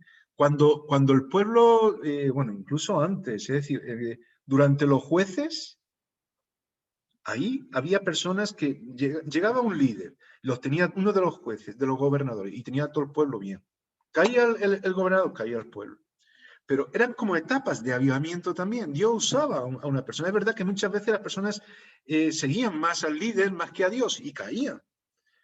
Pero vemos cómo, no sé, con Sansón mismo, cómo había sacrificio. Él tuvo que luchar con el pecado, tuvo que luchar con su desobediencia, tuvo que luchar con una serie de cuestiones y Dios luego lo usó cuando le dio lugar como juez también, gobernador en aquel tiempo, para que hubiese un avivamiento. ¿Cuándo es cuando hay un avivamiento? ¿Cuándo se forma el pueblo de Israel? A ver, eso no es un avivamiento. ¿Recordáis cómo se forma el pueblo de Israel? Con el nombre. A ver, decir algo vosotros, que no quiero hablar yo solo. ¿En qué momento el pueblo de Dios en el Antiguo Testamento se llama Israel? Cuando Jacob lucha con el ángel, que ya le cambia el nombre y le dice que ya no es Jacob, ya será él, ¿no? Será Israel. Y Israel significa el que lucha con Dios. Recordad los términos, cuando lleva él, están haciendo normalmente, cuando son hebreos, están haciendo referencia a Dios. El que lucha con Dios. Pero ¿en qué sitio lucha con Dios? ¿Qué es lo que está ocurriendo allí? ¿Cómo se forma el pueblo de Dios? Jacob y Esaú eran hermanos, ¿no? ¿Se llevaban bien o mal? Al principio mal. Se llevaban mal. Por todo lo que Desde había que ocurrido ahí, nacieron. por la primogenitura que se le había robado a su hermano de alguna forma, con las lentejas, con no sé qué, con no sé cuánto. Pero fijaros que todo eso cambia cuando Jacob está en un lugar que se llama Betel, que él le pone el nombre de Betel. ¿Os acordáis lo que significa Betel? Casa de Dios. Bet en hebreo es casa, volvemos a lo mismo, de Dios. Betel, casa de Dios. Cuando damos lugar a Dios en nuestras vidas, ahí surge el avivamiento. Cuando hay casa de Dios en medio de nosotros, ahí surge el avivamiento. Y lo vemos a partir de ahí que se forma un pueblo por lo mismo. El pueblo vuelve a entrar en pecado, vuelve a caer. Hay una situación que es mala, y incluso cuando ya se forman todo lo que tiene que ver con el templo, los sacerdotes, aún así se entra en declive. Podemos analizar muchas de estas cosas, pero uno de los avivamientos, aún antes de que viniera el Espíritu Santo, pero el Espíritu Santo de Dios ya existía en el Antiguo Testamento, es cuando los sacerdotes estaban contaminados, mantenían los ritos, pero todo el mundo estaba desinteresado de las cosas de Dios. Había dioses paganos por todos lados, ahí que no mismo adoraban una cosa que adoraban otra. Y alguien en un templo abandonado descubre un libro. ¿Os acordáis? Los tiempos de Josías, ¿no? Efectivamente, con el rey Josías. Sí. Había una profetisa que se llamaba, interesante, que la mujer también obraba en el Antiguo Testamento y Dios la usaba en todas las épocas. Esta profetisa se llamaba Hulda. Y Hulda hace ver que Josías había quebrantado, había permitido que se quebrantara las cosas de Dios en su reinado. Y lleva, por medio de todo ese descubrimiento y por todo lo que había que hacer en Segunda de Reyes 22, comenta todo eso, a poner en práctica lo que se había descubierto con este libro. ¿Y qué es lo que hace? Reconocer el pecado. Dice, nosotros no podemos ser de bendición a un pueblo cuando nosotros mismos estamos viviendo en pecado. Y lo que ordena que es que los mismos sacerdotes se santifiquen, es decir, que se pongan delante de Dios. Y ahí empieza un avivamiento tremendo. Pero hay una cosa... Sí, perdón. Hay una cosa que a mí me sorprende del tema de la historia de Josías. Y lo que no llego a entender es cómo es que Josías fue el que quitó ciertas estatuas, ciertos monumentos de ídolos que estaban en el templo de Salomón. Y a mí me sorprende mucho saber que Salomón en toda su vida nunca los quitó. Y los llega a quitar Josías. Bueno, yo no sé si, no recuerdo, yo creo que no fue en tiempo de Salomón, yo creo que fue después. Pero bueno, no estoy ahora mismo, no tengo todos los textos frescos ahora mismo, a lo mejor puede ser que fuera durante un tiempo de él. Pero lo que ocurre es que es decir, hay muchos reyes que en momentos dados se dejan llevar, volvemos a la influencia de la cultura de los pueblos que están ahí al lado. Y hay muchos intereses a veces, y te dejas llevar para no tener más problemas, para no tener más dificultades. Si tú crees en esto, bueno, si quieres poner lo otro, pero no. Es decir, poco a poco se va a... Muchas veces en nuestras iglesias permitimos que entren ídolos. Nosotros vemos muy grande, es decir, podemos posible que en el templo de Israel haya un ídolo. Pero es que nosotros, en nuestra forma de hacer las cosas, a veces introducimos ídolos en nuestras iglesias, en nuestras vidas y en nuestras iglesias. Y claro, como son nuestros, no le damos importancia. Pero luego cuando uno analiza ciertas cosas, ¿cómo es posible que se hiciera tal cosa? Pues porque nos equivocamos, porque nos dejamos llevar, y por eso es importante la obra de Dios en nuestras vidas, en una constante. Pero mirad, y aquí es donde quiero terminar con esta parte, porque ¿qué hora es? 11:30. Bueno, todavía tenemos un poco. Es importante que se den algunos elementos para que haya un avivamiento. o es importante que se den, es que se dan. Cuando uno analiza los avivamientos a lo largo de la historia, vamos a darnos cuenta que se dan una serie de elementos. Y se van a dar en todas las épocas, en la edad antigua, en la medieval, en todas las que hemos comentado, en la moderna, en la contemporánea. En primer lugar, se da un encuentro con la palabra de Dios. Y eso se dio con Josías. Un encuentro con la palabra de Dios. En segundo lugar, ante ese encuentro se va a dar un grupo de personas que van a reaccionar, mientras que otros van a hacer todo lo contrario. Pero bueno, va a haber un grupo de personas que obedecen, segunda parte. Porque uno puede tener la palabra de Dios y no hacerle caso, redescubrir la palabra de Dios, porque uno puede tener la Biblia en casa o incluso leerla, pero no encontrar en ella, porque no la miras de esa forma, porque no ves cuál es la necesidad, que es la palabra de Dios, que es lo que tú necesitas, y que sea ese segundo aspecto de la obediencia. Tercero, reconocer el pecado. Es decir, eso es fundamental, ¿no? Porque si seguimos igual, ay, sí, qué bonita la predicación, qué bien el mensaje, qué bien lo que la Biblia me ha dicho, pero yo sigo lo mismo. No, es que es para seguir haciendo lo que Dios quiere, cambiando la situación que sea necesaria. Reconocer el pecado. En cuarto lugar, es el arrepentimiento y el quebrantamiento. Josías, estábamos poniendo como ejemplo, reconoce el mal que hay y hay un quebrantamiento. Es decir, en el avivamiento no es el quebrantamiento de terceras personas, sino el quebrantamiento de mi persona. Es cuando uno plantea las cosas desde sí mismo, desde necesito que Dios sobre mi vida. Mi situación es esta por esto y por esto. Quinto, ajustes sociales, quitando todo lo pagano. Es decir, hay quebrantamiento, pero tengo que quitar todo lo que está mal. Buscando entonces esa restauración, una relación genuina con Dios. Es decir, ese sería un quinto aspecto.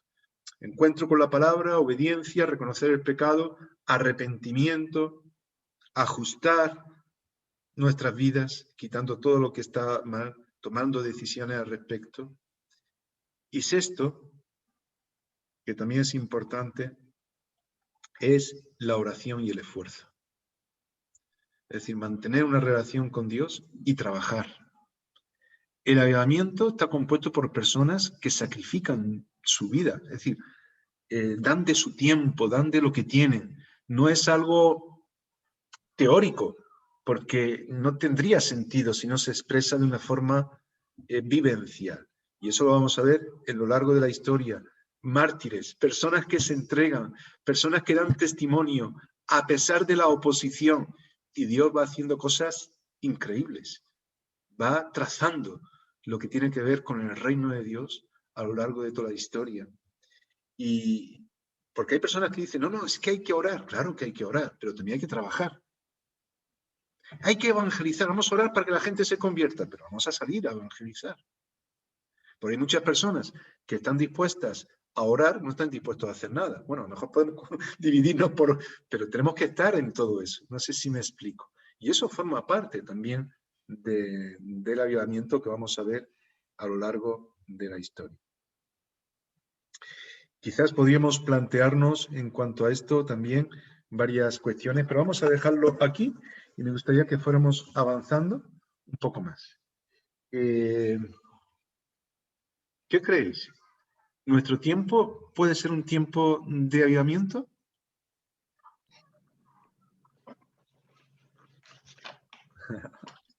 Hay una cosa que yo creo, hace muchos años había dado yo una reflexión en una iglesia que el Señor me estaba hablando, era porque justo referente a la Biblia, y fue Isaías capítulo 1. Isaías capítulo 1, versículo 10 en adelante, donde Dios llama a la iglesia exactamente a todos estos puntos, que de hecho los he anotado porque son bastante interesantes estos puntos.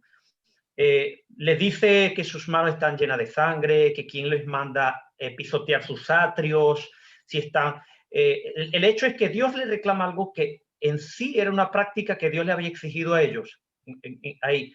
Pero como no lo estaba haciendo correctamente, pues Dios dice que se hartó, que hastiado estoy, dice, de los sacrificios, de vuestra gracia. O sea, Dios estaba hastiado de cosas que él mismo le había dicho al pueblo. Pero como tú dices, profesor, que convertimos todo en una idolatría, en cosas que perdemos el objetivo de lo que se está haciendo, hacemos las cosas sin conocimiento. Hacemos de los medios hacemos el objetivo y claro. Sí, y para mí, en mi forma, yo creo que Dios está en todo. Y en una de las cosas que Dios está es en la pandemia. Dios, dice la Biblia que no cae una hoja sin que Dios lo sepa. Yo creo que Dios tiene el control también de lo que está pasando con esto. Y para mí es eso. Yo creo que es eso lo que Dios está haciendo con nosotros. Creo que es intentando que despertemos. Y creo que eso es un avivamiento. Y creo que muchos están despertando. Creo que muchos están despertando interiormente a través de eso que Dios ha permitido. De hecho, ha habido un lapso donde no hemos pisoteado los atrios del Señor, que no hemos ido a iglesia, que no hemos podido congregarnos de eso. Yo creo que por eso, porque la iglesia de hace mucho tiempo se ha apartado, como todos estos tiempos. Además, ha habido muchos siglos que no tenemos una reforma en la iglesia. Ya la reforma como tal, no se han visto. Considero yo, en mi forma de entender lo que está pasando, creo que en lo personal, Dios me ha hablado acerca de esto. Bueno, está bien la reflexión que haces. No sé si tenía algún criterio más en cuanto a eso. Bueno, yo según lo que tú has preguntado, yo creo que sí, que el avivamiento puede surgir. De hecho, en la iglesia donde yo estoy ahora mismo con Juan Carlos Segovia, está habiendo un resurgir muy grande del Espíritu Santo, están habiendo sanaciones, pero detrás de todo eso está lo que tú has dicho, que estamos haciendo un esfuerzo que yo en 22 años de cristiano nunca lo he hecho, ¿sabes? Un esfuerzo de tener reuniones todos los días por Zoom, un esfuerzo de predicar a la gente, un esfuerzo, un trabajo muy grande detrás de lo que está pasando en la iglesia nuestra ahora mismo, ¿sabes? Yo creo que en definitiva también es importante ver que los protagonistas no somos nosotros, porque hay que tener cuidado cuando ocurren todas estas cosas. A veces Lutero lo decía y luego no fue así. Él decía que no quería tener seguidores que se llamasen luteranos, sino que se llamasen cristianos, que siguieran a Cristo. Eso es una de las cosas que él dejó escritas en la Reforma Protestante. Y yo creo que efectivamente, cuando un avivamiento se da, es en medio de una gran necesidad. Cuando somos conscientes de que las cosas no van bien. Y es verdad, yo digo muchas veces en este tiempo que la gente está mirando al cielo buscando respuesta porque se le ha caído todo el chiringuito. Es decir, la pandemia y todo esto, además, es una situación mundial. Y cuando hablamos de una situación mundial, me habría oído quizás incluso vosotros alguna vez decir que lo mismo que ha surgido una pandemia vírica, podría surgir un avivamiento pandémico. Es decir, porque cuando hablamos de algo pandémico es de todo el mundo, pero lo mismo que se puede dar algo malo en todo el mundo, también utilizando la necesidad que hay, que es lo que de alguna forma dice también el apóstol Pablo, cuando abundó el pecado, sobreabundó la gracia. ¿Y qué es lo que está diciendo ahí el apóstol Pablo? ¿Vamos a pecar más para tener...? No, y él lo explica, no, es que no es eso.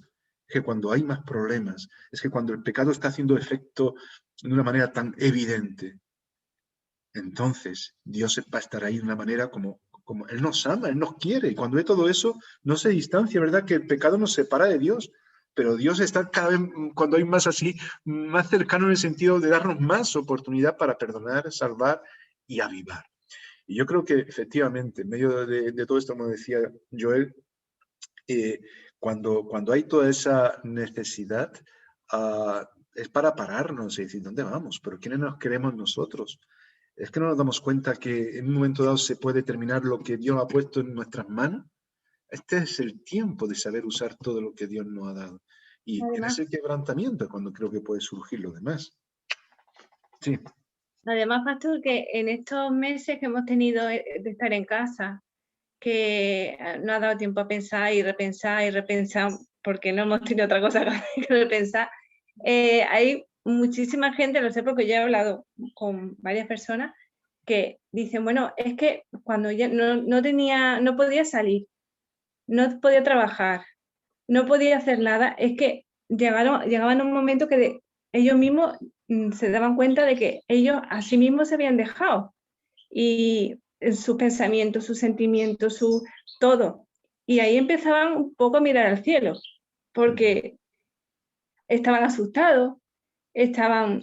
Claro. También, claro, decían, es que toda mi vida era trabajar, era como una rutina. Entonces me han cortado esto tantos días que ya me he puesto a pensar en mí y ya hasta en Dios, que nunca pensé. Es decir, y si me pasa algo, y si me muero, y si yo no creía en Dios y ahora me muero, y todo eso se ponen ellos a pensar. Bueno, ahí es donde yo creo que ahora la Iglesia hemos de entrar como hijos de Dios y dar respuesta y redescubrir todo lo que Dios tiene para nosotros y para los demás. Y ahí es donde surge el avivamiento, y el avivamiento ahí sí puede llevar también a que muchas personas se conviertan. Si nosotros no buscamos llenarla, como decía un compañero, no buscamos llenar la iglesia de personas, lo que buscamos es llenar el cielo, que el cielo sea lleno de almas redimidas. Lo que pasa es que, claro, si el cielo se va a llenar, se supone que se tendrían que llenar la iglesia, si no algo raro ocurriría, ¿no? Algo extraño estaría ocurriendo. Y eso surge también, es decir, la consecuencia de número de personas convertidas, de personas que se entregan a Dios, tiene que ver también con un despertar de la iglesia. El despertar es para los creyentes, pero ese avivamiento que se da entre los creyentes lleva a que muchas personas se entreguen al Señor. Bueno, no hemos pasado y vamos a terminar. Bueno, queda todavía un poco. También, perdón, un minuto, quiero. Sí. También influye mucho que la iglesia, por ejemplo, donde yo estoy, hemos empezado a hacer las cosas nuevas, ¿vale? Entonces ahí había un cambio porque ahí hay una visión que Dios ha puesto en Juan Carlos Segovia, ¿sabes? Donde hemos cambiado la manera de trabajar y la manera de hacer las cosas, porque dice que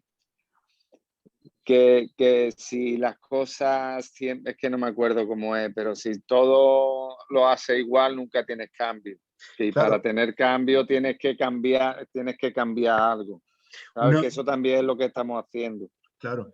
Tú no puedes esperar que haya cosas diferentes si sigues haciendo lo mismo que siempre. Es decir, eso tiene que haber cambios. Y muchas veces las iglesias están reacias a cambiar y a veces parece que la doctrina es hacer siempre lo que he hecho. Y Dios tiene cosas para un tiempo y tiene otras diferentes para otro tiempo. Y lo que Dios puede decir para un tiempo que es lo recomendable y lo bueno y lo necesario, puede ser que en otro tiempo diga que no lo es ya, que es otra cosa. Y a veces nosotros nos quedamos, como estaba diciendo Joel, con los medios, con lo que Dios nos da para hacer algo y hacemos casi de eso un ídolo.